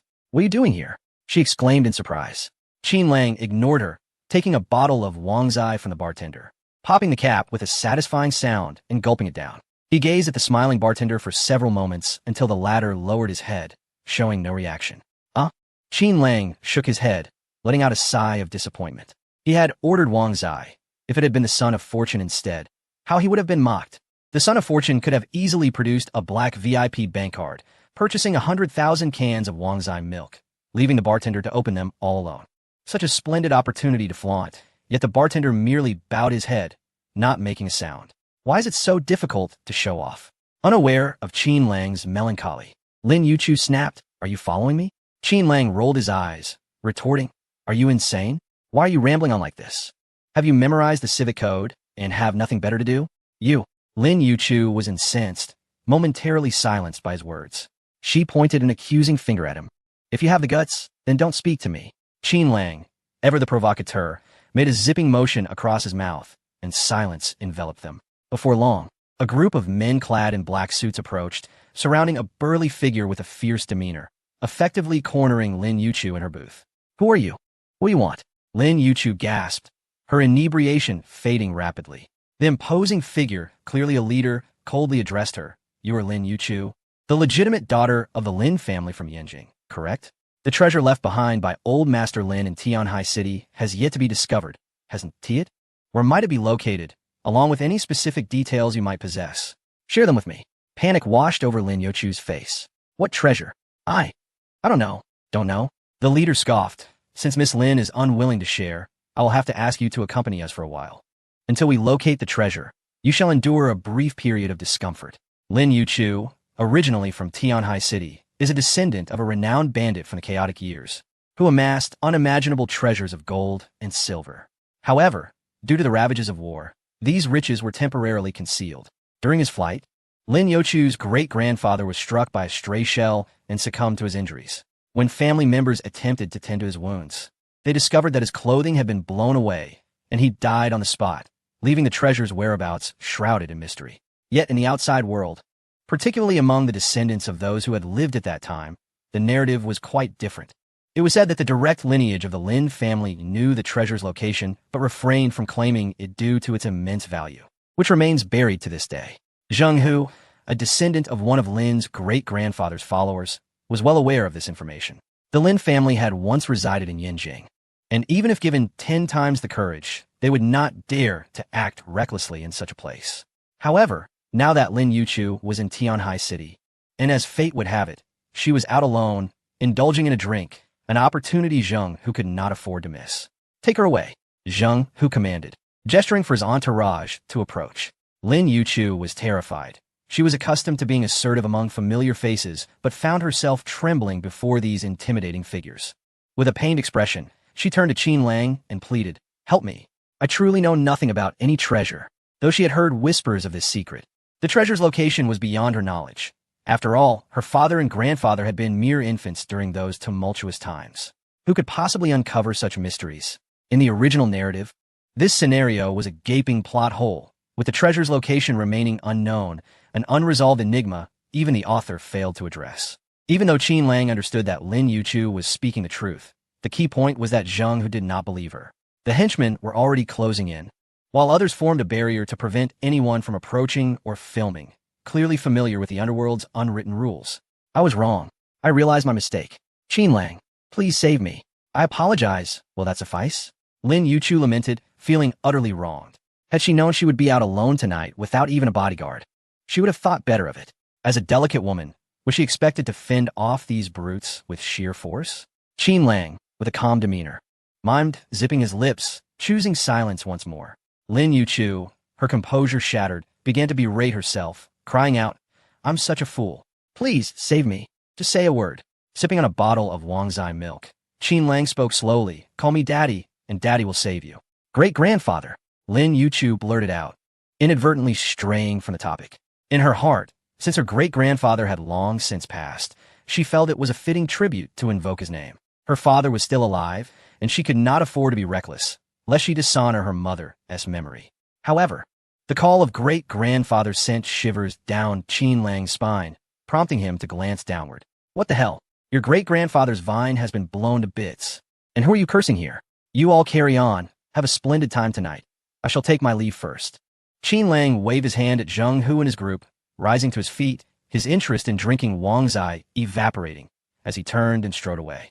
Lin Yuchu, witnessing this, felt a pang of anxiety. Ultimately, her inner resolve faltered in the face of fear towards Zheng Hu and the others. Her lips parted slightly, and a trembling voice emerged, one that could send chills down anyone's spine, "Daddy." Qin Lang, however, remained oblivious, continuing his forward march. Behind him, heart-wrenching cries echoed, "Daddy! Daddy! Hurry! Come save me!" Qin Lang turned slowly, pointing at a thug blocking the path. "Do me a favor. Let her go for now." The thug opened his mouth to retort, but was halted by Zheng Hu's raised hand. He was no ordinary henchman, but a seasoned rogue, having once stood shoulder to shoulder with Qiu Long in Tianhai City. Due to a past defeat in a skirmish, he sought refuge in a neighboring city, where his gang, the Tiger Gate, rivaled even the Black Dragon Society. Over the years, Zheng Hu had never relinquished his covetous gaze upon Tianhai City. He discerned that Qin Lang was not an ordinary individual, and rather than being intimidated, he chuckled, "If you want me to give you face, you must at least show some sincerity." After a moment's hesitation, Qin Lang proposed, "How about we make a wager? If you win, you can take her away and deal with her as you please, and I will offer you a secret about treasure. If you lose, I take her with me." "All right." Zheng Hu, intrigued, wondered about the treasure's secret this fellow spoke of. Moreover, as a big shot who had risen through gambling, he would not shy away from a bet. It would merely be a game, a chance to indulge his skills. "You all go upstairs first, book a private room. I will join you shortly." Zheng Hu, without suspicion, recognized that Qin Lang was no ordinary person, and with a wave of his hand, he led his subordinates, escorting Lin Yuchu to the second floor. Amidst the crowd, Lin Yuchu wore a sorrowful expression, pleading, "I don't want to go upstairs with them." Qin Lang turned back, his gaze slightly more serious. Lin Yuchu pouted, "Daddy." Qin Lang waved his hand, "Be good. Daddy is busy. I will come up to rescue you shortly." Saying this, in front of everyone, he returned to his booth and addressed the bartender. "Another bottle of Wangzai." One must replenish what one consumes. He needed to bolster his spirits. Meanwhile, in a long Lincoln sedan, Qiulong and his family occupied the plush leather seats in the back. Qiulong's countenance was grim, as if someone owed him a fortune. What audacity, to think that just because he is from the Qin family, he can act imperiously above me. Even if the Black Dragon Society does not rival the Qin family, he will still be my son-in-law. Is this how he treats his future father-in-law? Must I personally meet him? When we meet later, I shall earnestly inquire who instilled such behavior in him. With that, he shot a glare at his daughter. Is this the man you've chosen? If I am dissatisfied later, do not think that he will merely refrain from entering the gates of my adversaries. Even if it is just the two of you, you must part ways. You also ought to obediently return to arranged dates. What nonsense is this Qin family? Throughout my life, Qiulong has never endured such indignity. Just watch. I shall teach that young man, Qin Lang, a lesson. Fang Chunyan rolled her eyes in exasperation. If my daughter is fond of him, I shall give my consent. What do you know, you old fool? The Qin family is affluent and powerful. A little arrogance is to be expected. Have you considered whether your daughter is worthy of him? What is wrong with my daughter? Qiulong retorted angrily. Even if my daughter is not exceptional, do I not deserve some respect as her father? How can it be that I, as a father-in-law, must visit my son-in-law? In the 5,000 years of Huaxia's history, has there ever been such a thing? The more you speak like this, the angrier I become. I must certainly reprimand that young man later. Xiao Jiuer sat across from her parents, arms crossed, pretending to have heard nothing. She was uncertain whether Qin Lang would even show up and dared not assume. As for inviting Qin Lang to her home, that was utterly out of the question. Based on the 12 profound exchanges she had shared with Qin Lang, and relying on the three-layered one-way visibility of that large glass as a former battlefield of stimulation, perhaps there was still a sliver of probability. Elsewhere, it was beyond her wildest imaginings. Minutes later, a stretched Lincoln came to a halt before the Queen's bar. The Qiu family, each wearing a frosty demeanor, exited the vehicle. The 8 welcoming attendants politely bowed and greeted, "Hello, Chairman." Upon entering the bar, they spotted Qin Lang seated in a booth, sipping on 2 cans of Wangzai. Their eyes met, yet Qin Lang remained seated, merely waving his hand toward the entrance, signaling, "Here I am." Instantly, Qiulong's expression darkened, transforming from cold to a deep black, akin to the charred bottom of a pot that has been used for decades in rural kitchens. Unbelievable. This is utterly absurd. Is this how an unwed son-in-law behaves? The father-in-law has come to greet him, yet he remains seated, exhibiting no semblance of courtesy? Qiulong's initial impression of Qin Lang was exceedingly poor. He truly lived up to the reputation of a spoiled scion. The 3 approached, but before they could utter a word, Junzi appeared, leaned close to Qin Lang's ear, whispered a few words, and then quietly stood behind him, saying nothing further.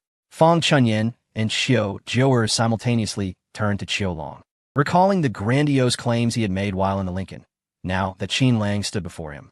Both mother and daughter were eager to witness how Qiulong would react. Just as Qiulong prepared to speak, he was interrupted. "Uncle Qiu, Aunt Fang Jiuer, I sincerely apologize. Before you arrived, I encountered a bit of trouble that I must attend to. Would you like to accompany me? I have things to attend to. Shall we converse later?" Without waiting for a response from the trio, Qin Lang ascended to the 2nd floor with Junzi.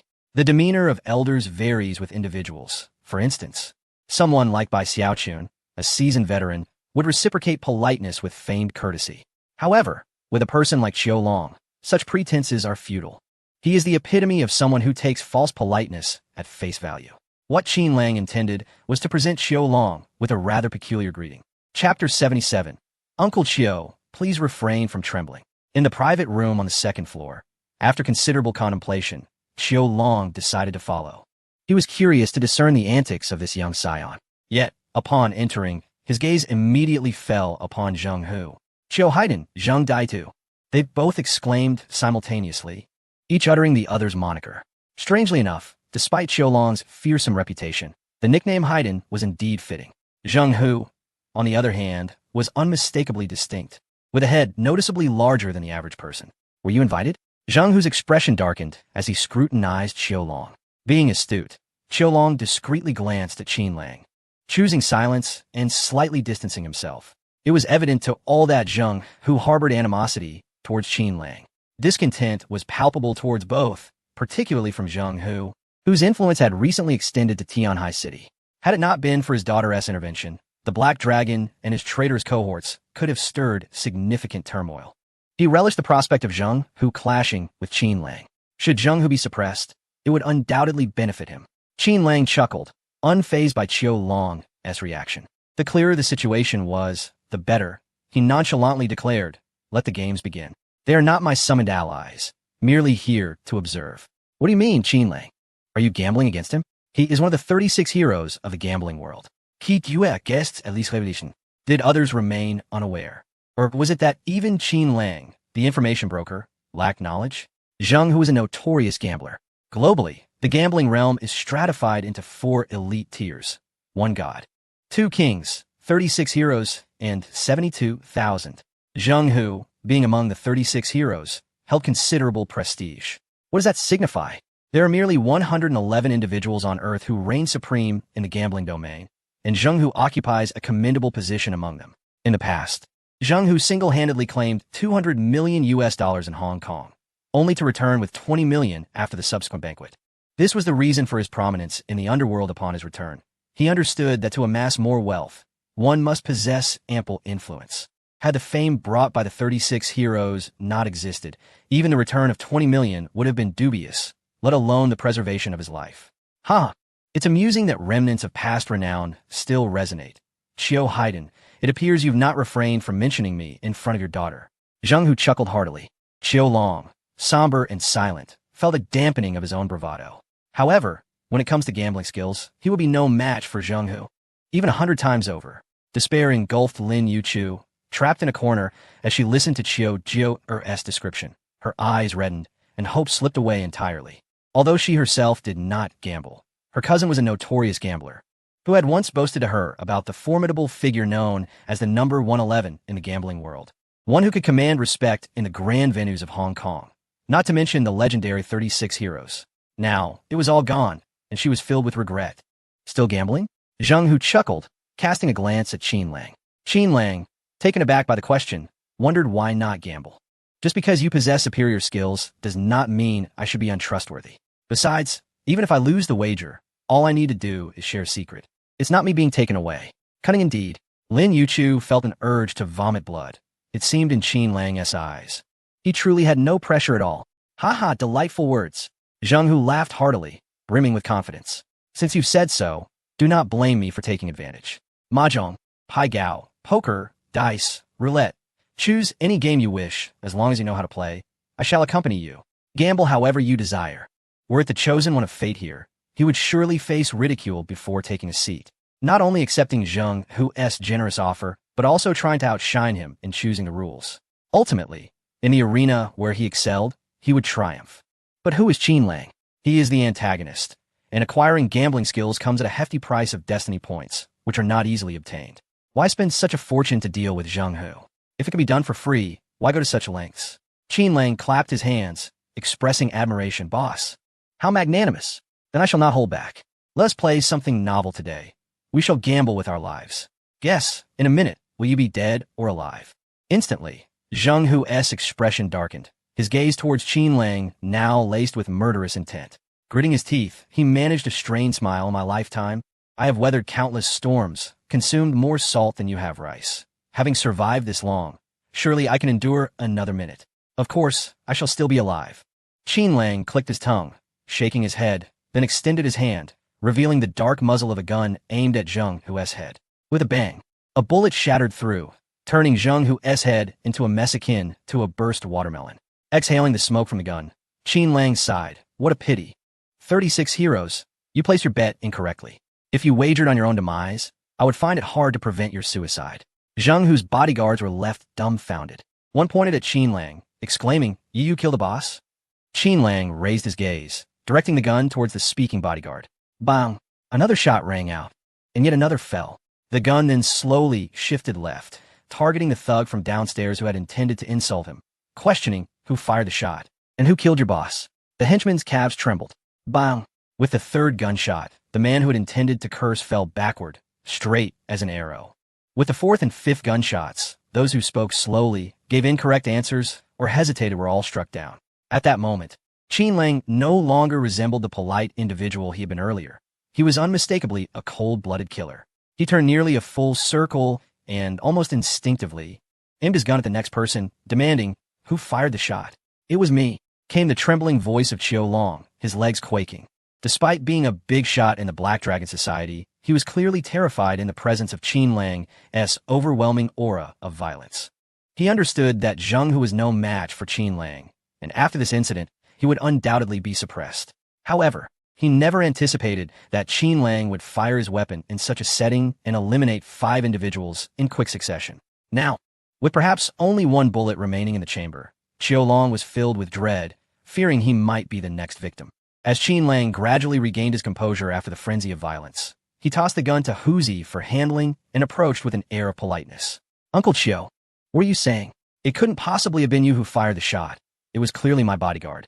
Don't tremble. It's nothing to worry about. This matter has nothing to do with me. I'm merely a spectator. When others arrive, there will be no issues. After all, it's not a bad thing for an officer with special operations credentials to eliminate a few milk powder vendors who intended to resist. It's a good deed. A great deed, ridding society of harm. Indeed, is a good deed. Qiu Long's eyelids fluttered thrice. Out of the corner of his eye, he caught sight of several corpses on the ground, his heart nearly leaping from his chest. Zheng Hu's status was hardly inferior to his own, yet upon their first meeting, he had been swiftly dispatched. Qin Lang's methods were brutally effective. He was certainly no mere wealthy playboy, as rumored. The air was thick with the stench of blood, and the atmosphere was heavy.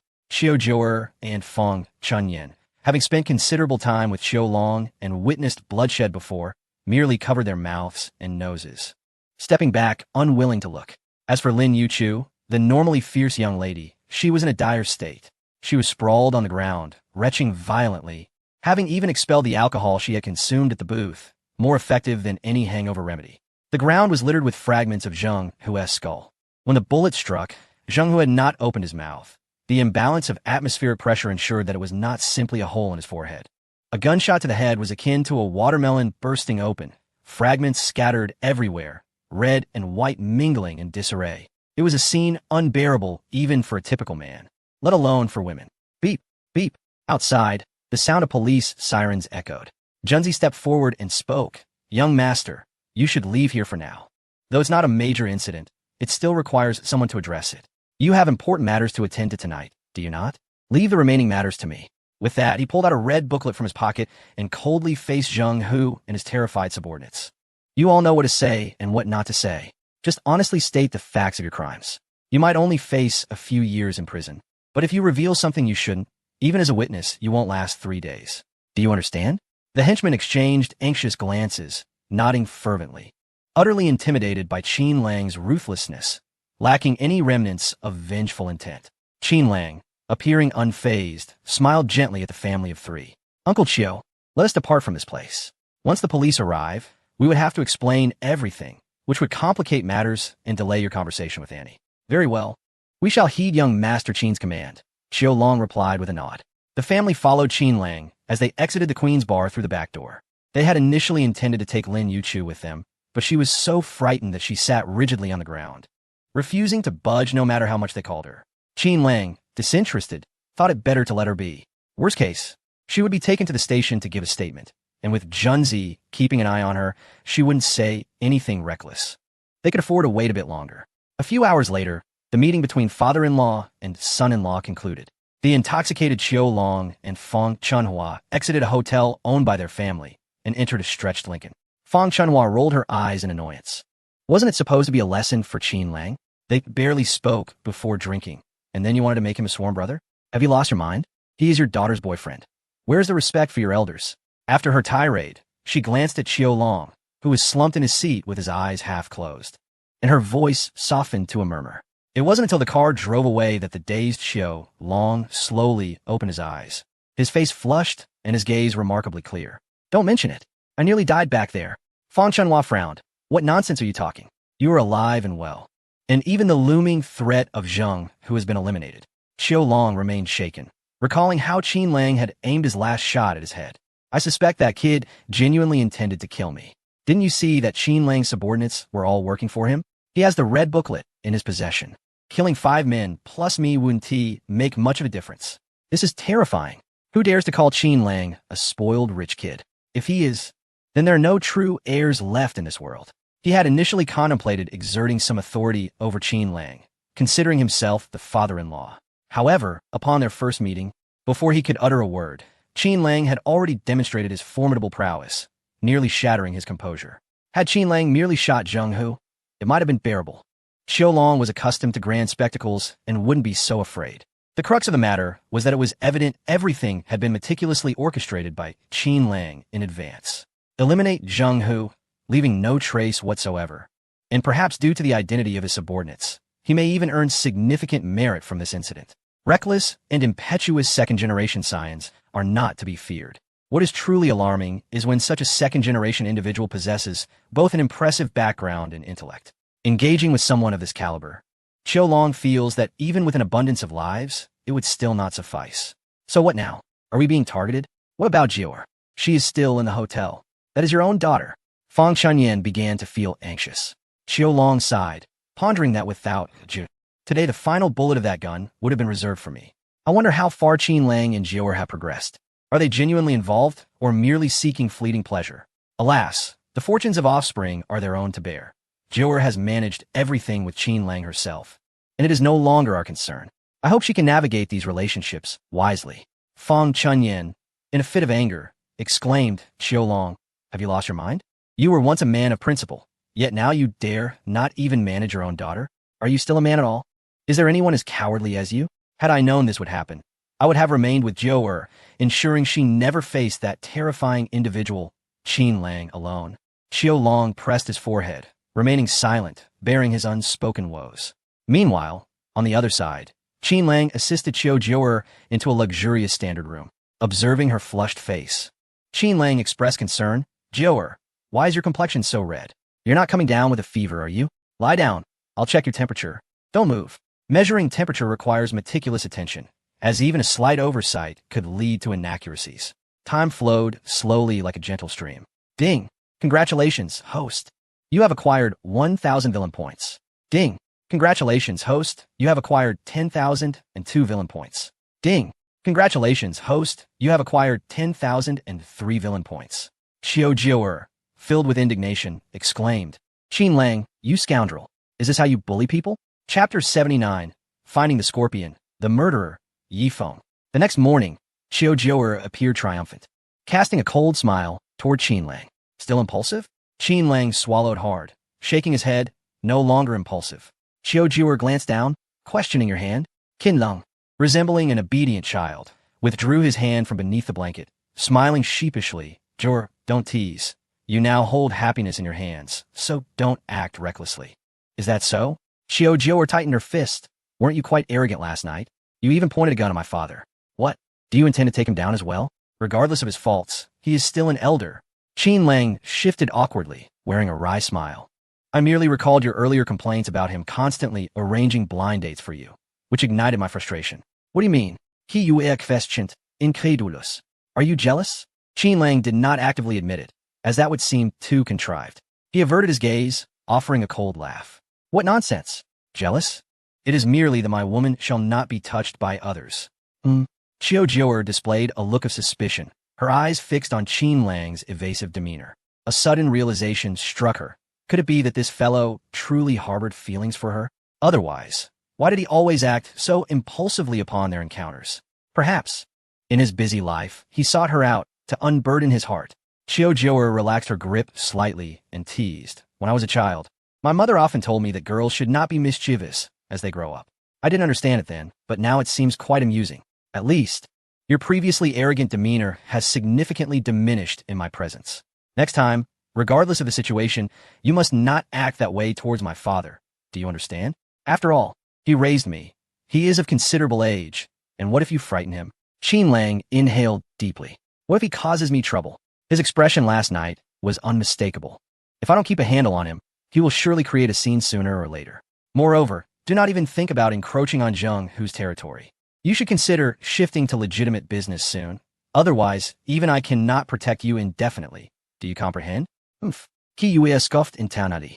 The man's words about not allowing her to meddle in Zheng Hu's affairs merely hinted at his own fears. Don't act recklessly, or there will be consequences. Why hide one's feelings? If he likes her, why not be forthright?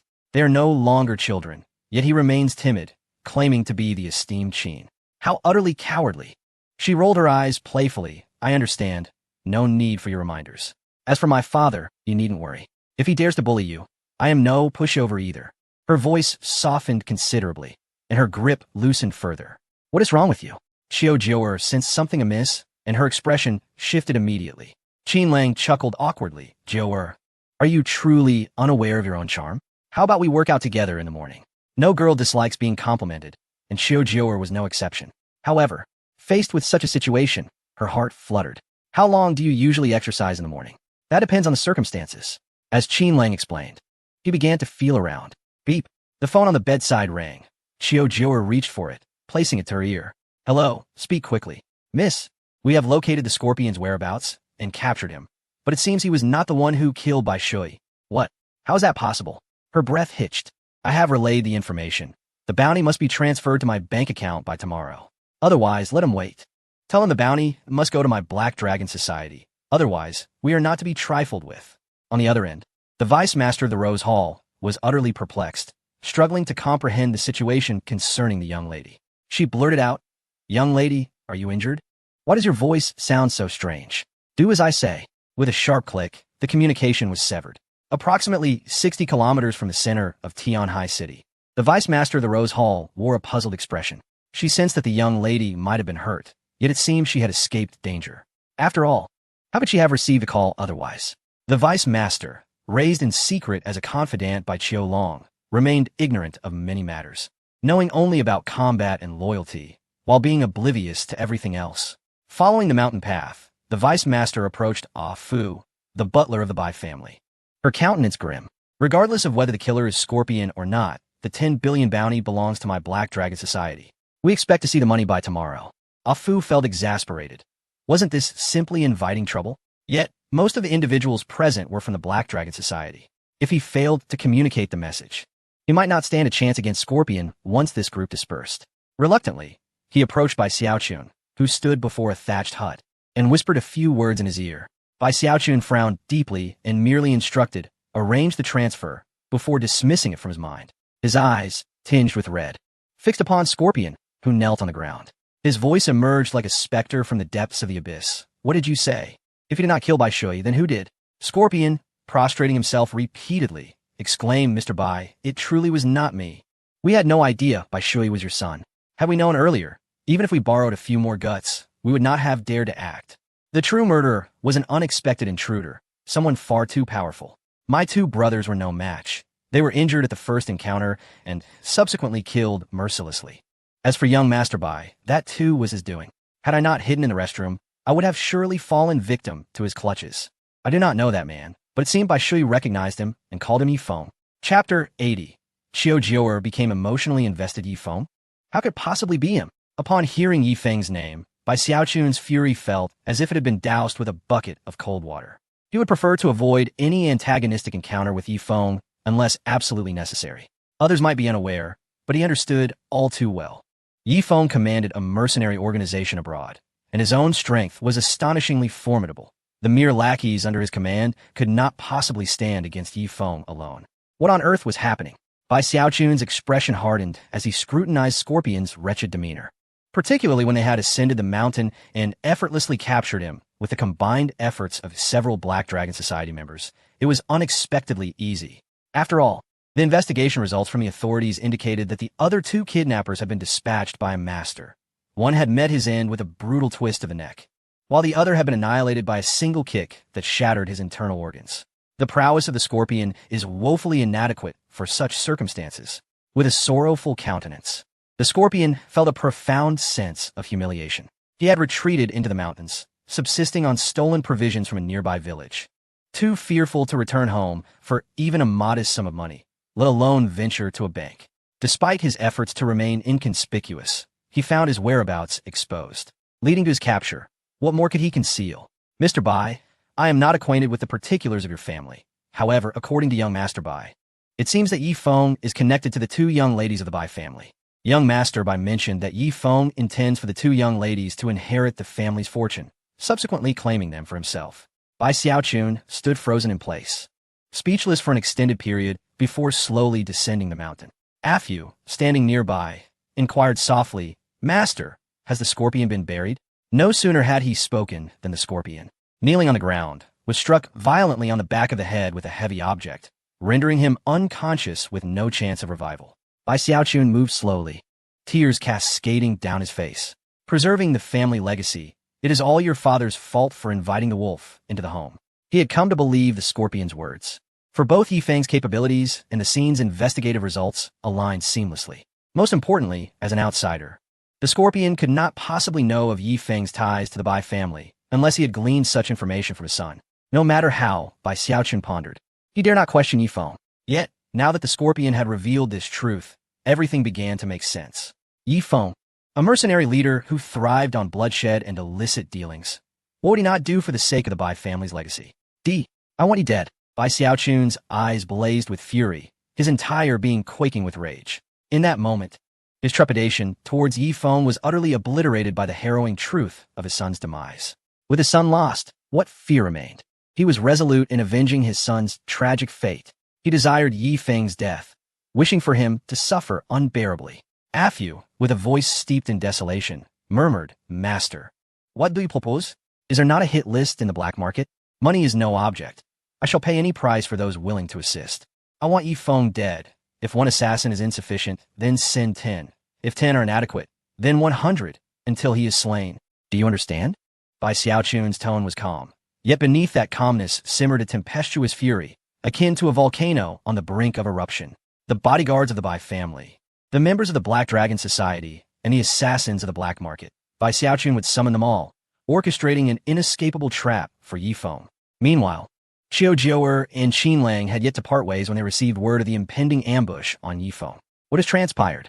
Qin Lang, observing Qiu Jiu'er's furrowed brow, inquired with curiosity. Biting her lip, Qiu Jiu'er replied, "Qin Lang, I wish to ask for your assistance." Though they had exchanged profound conversations numerous times, she had never broached the subject of help, as their interactions had always been driven by mutual benefit. This time, she found it difficult to maintain her composure. Qin Lang chuckled as he gently pinched her cheek, inquiring, "What is it?"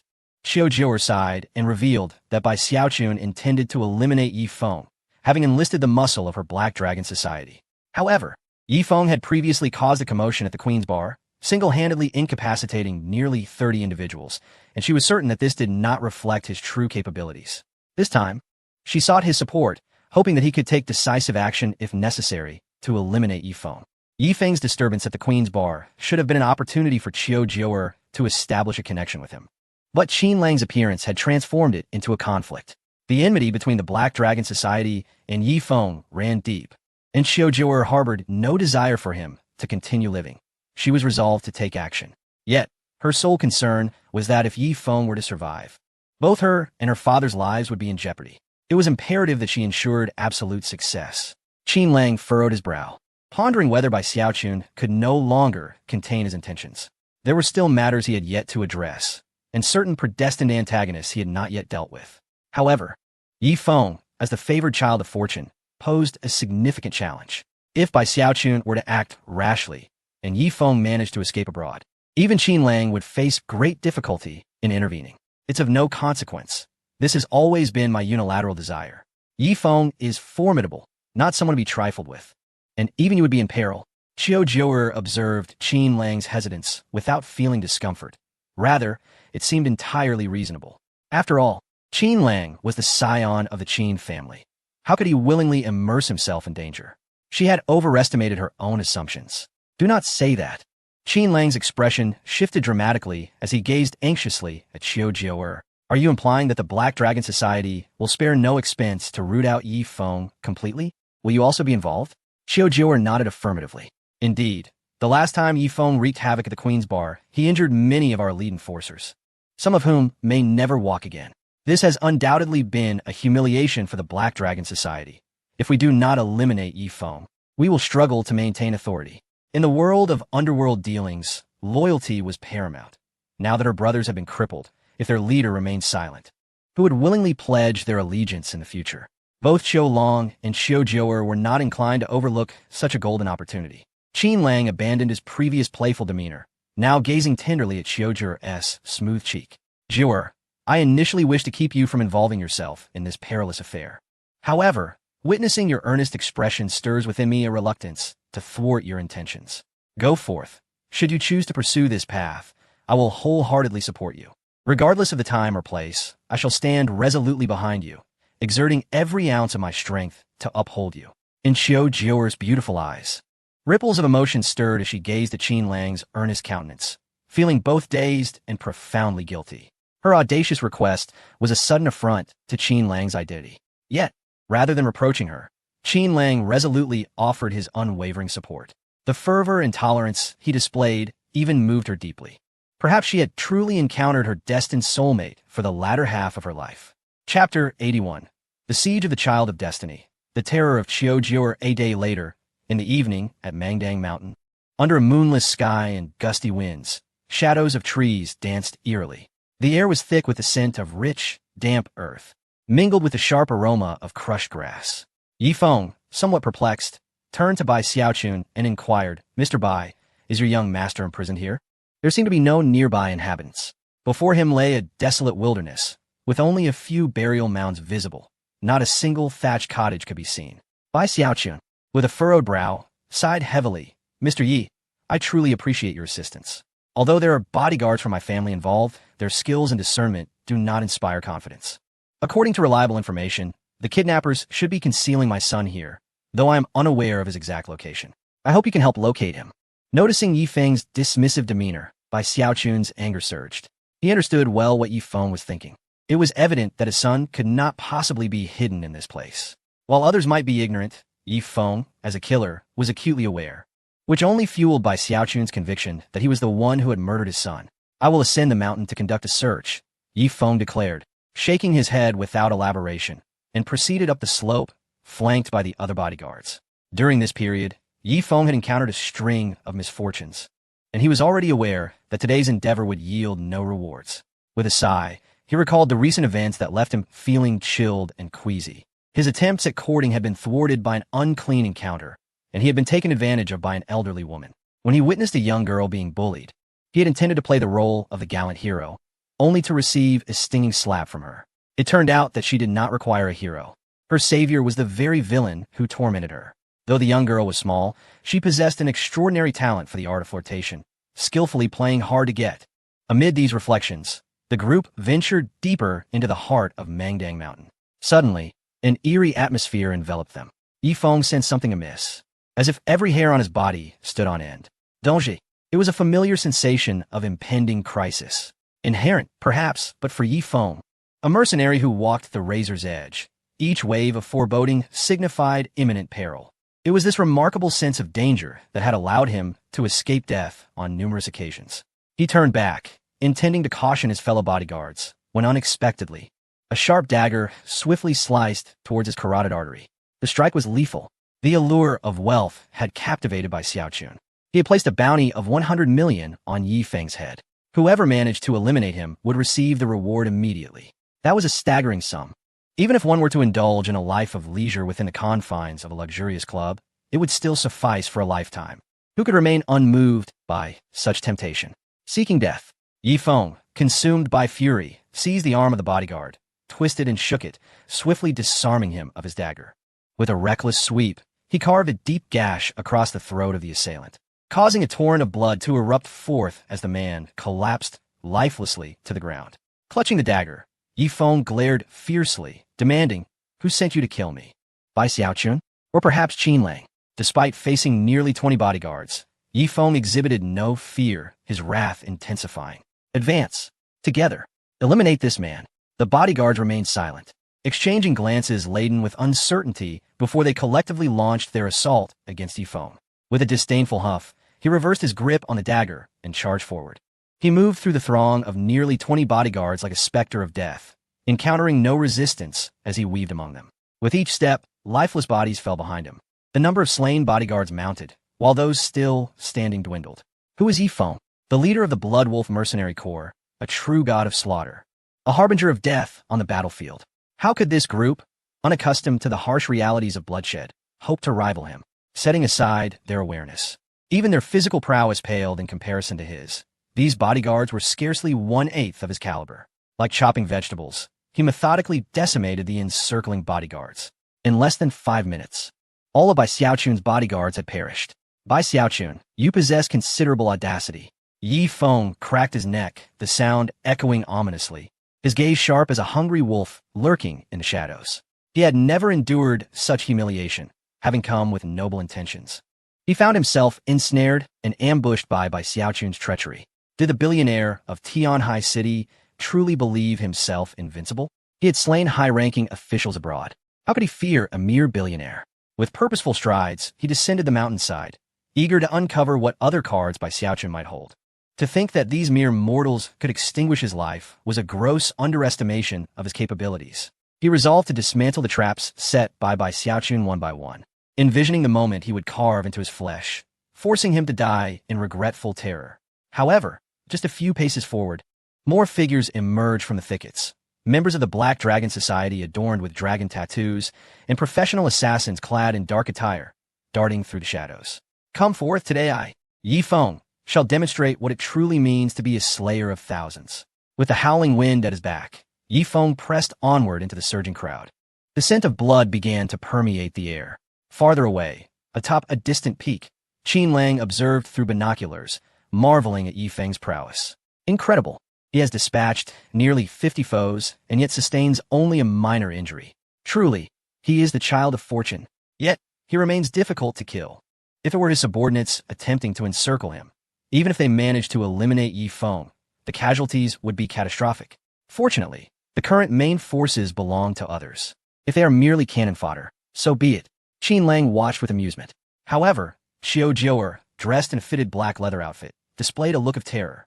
Lowering her binoculars and whispering anxiously, Yi Feng is too terrifying. Is it truly possible for someone like him to be killed tonight?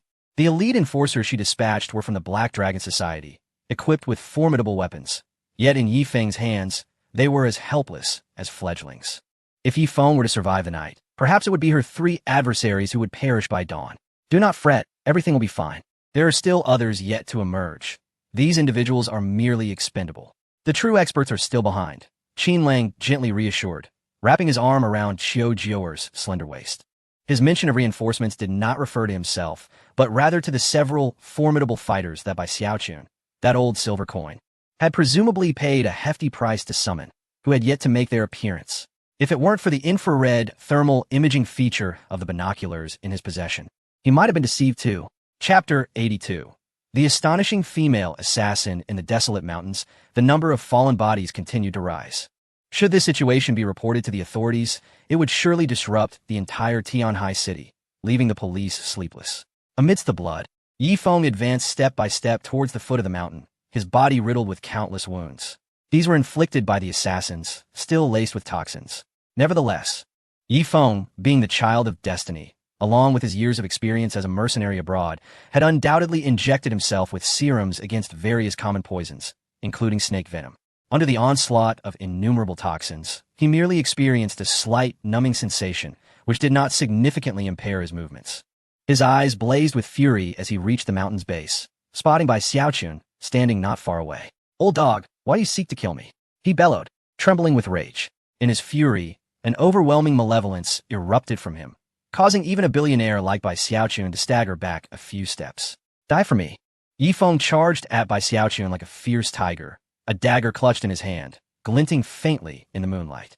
Yet, just as the dagger was about to slice through Xiaochun's neck, several enigmatic figures intervened, blocking his path. One was a withered old man, resembling a gnarled tree, devoid of flesh, wielding a cane which he brought down hard upon Yi Feng's wrist, forcing the dagger to clatter to the ground. Another was a dwarf, whose weathered face bore the marks of middle age, yet his stature was childlike.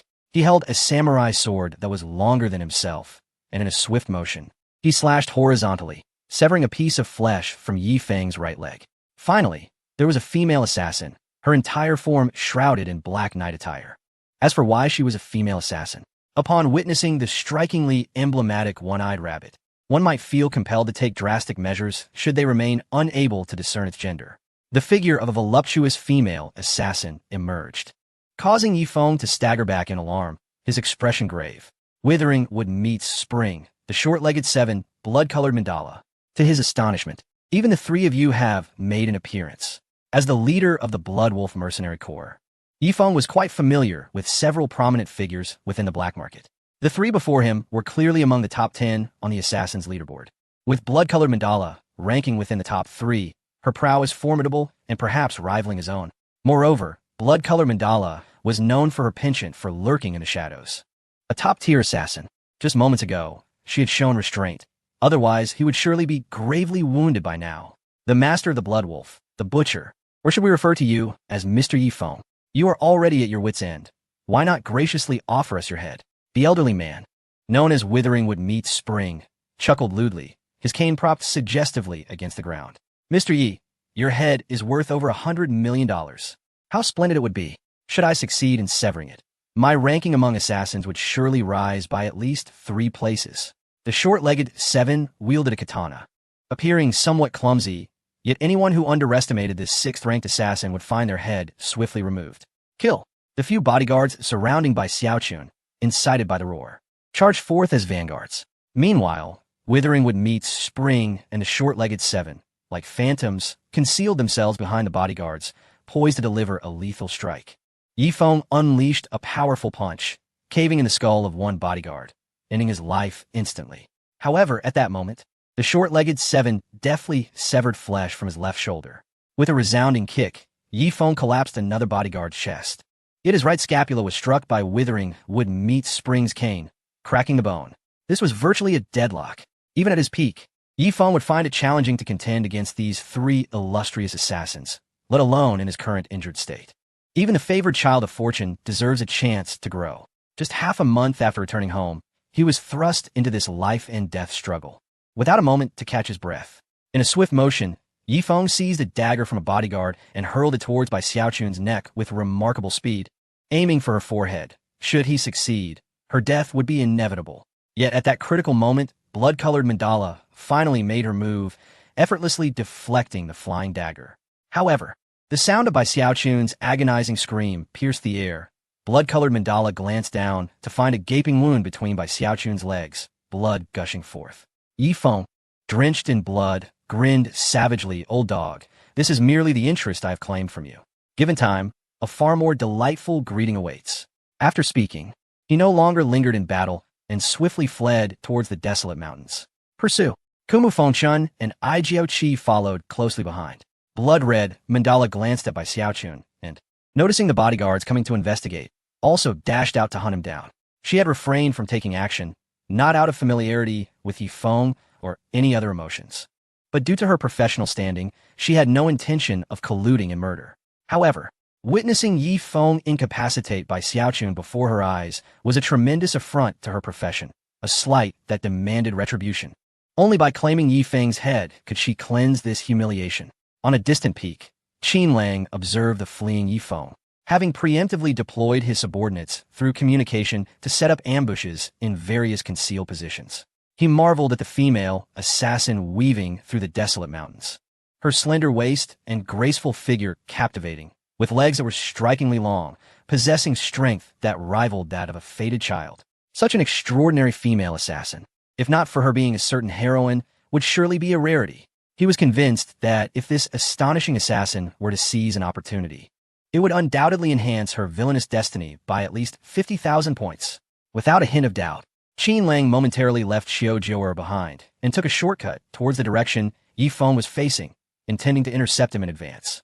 A fated child? Surviving a calamity? Flaunting his prowess? He was eager to see if Yifeng could still defy fate and alter his destiny under his numerous encirclements. Simultaneously, his heart brimmed with anticipation. If capturing a fated woman could yield such an abundance of villainous points, eliminating the protagonist, the fate's chosen one, would surely be an even more coveted prize. Chapter 83. A Dragon of Murder and Ashes. Yifeng, you have nowhere to escape. Ahead lies a precipice. If you persist in your defiance, your body may well splatter into blood and mist. It would be wiser to surrender and leave behind a headless corpse. Kumu Fengchun coldly urged. Hot on his heels were Ai Jiaoqi and Blood-Red Mandala. The three instinctively stood together, their eyes gleaming with murderous intent as they cornered Yifeng against the cliff's edge. Ha ha, you wish to kill me? Just wait, if I survive this time, none of you will escape. The humiliation of today shall be repaid 100-fold in the future. Yifeng laughed heartily, stepping forward and leaping off the cliff. Kumu Fengshan reached the cliff's edge, gazing at the mist-shrouded depths below, gritting his teeth. This madman. Would he rather splatter than face us in battle? Let's go down and take a look, even if he becomes a puddle of blood. As long as we can confirm his demise, we will have accomplished our task. Ai Jiaoqi remarked as he took a narrow path down towards the cliff's bottom. Alive or dead, we must see proof. Meanwhile, as he plummeted rapidly, even Yi Feng himself believed this time was surely his end. Yet, just as he was about to reach the cliff's base, branches suddenly emerged. Crack! One by one, the withered branches struck Yi Feng's back, snapping under the force. But his descent was miraculous.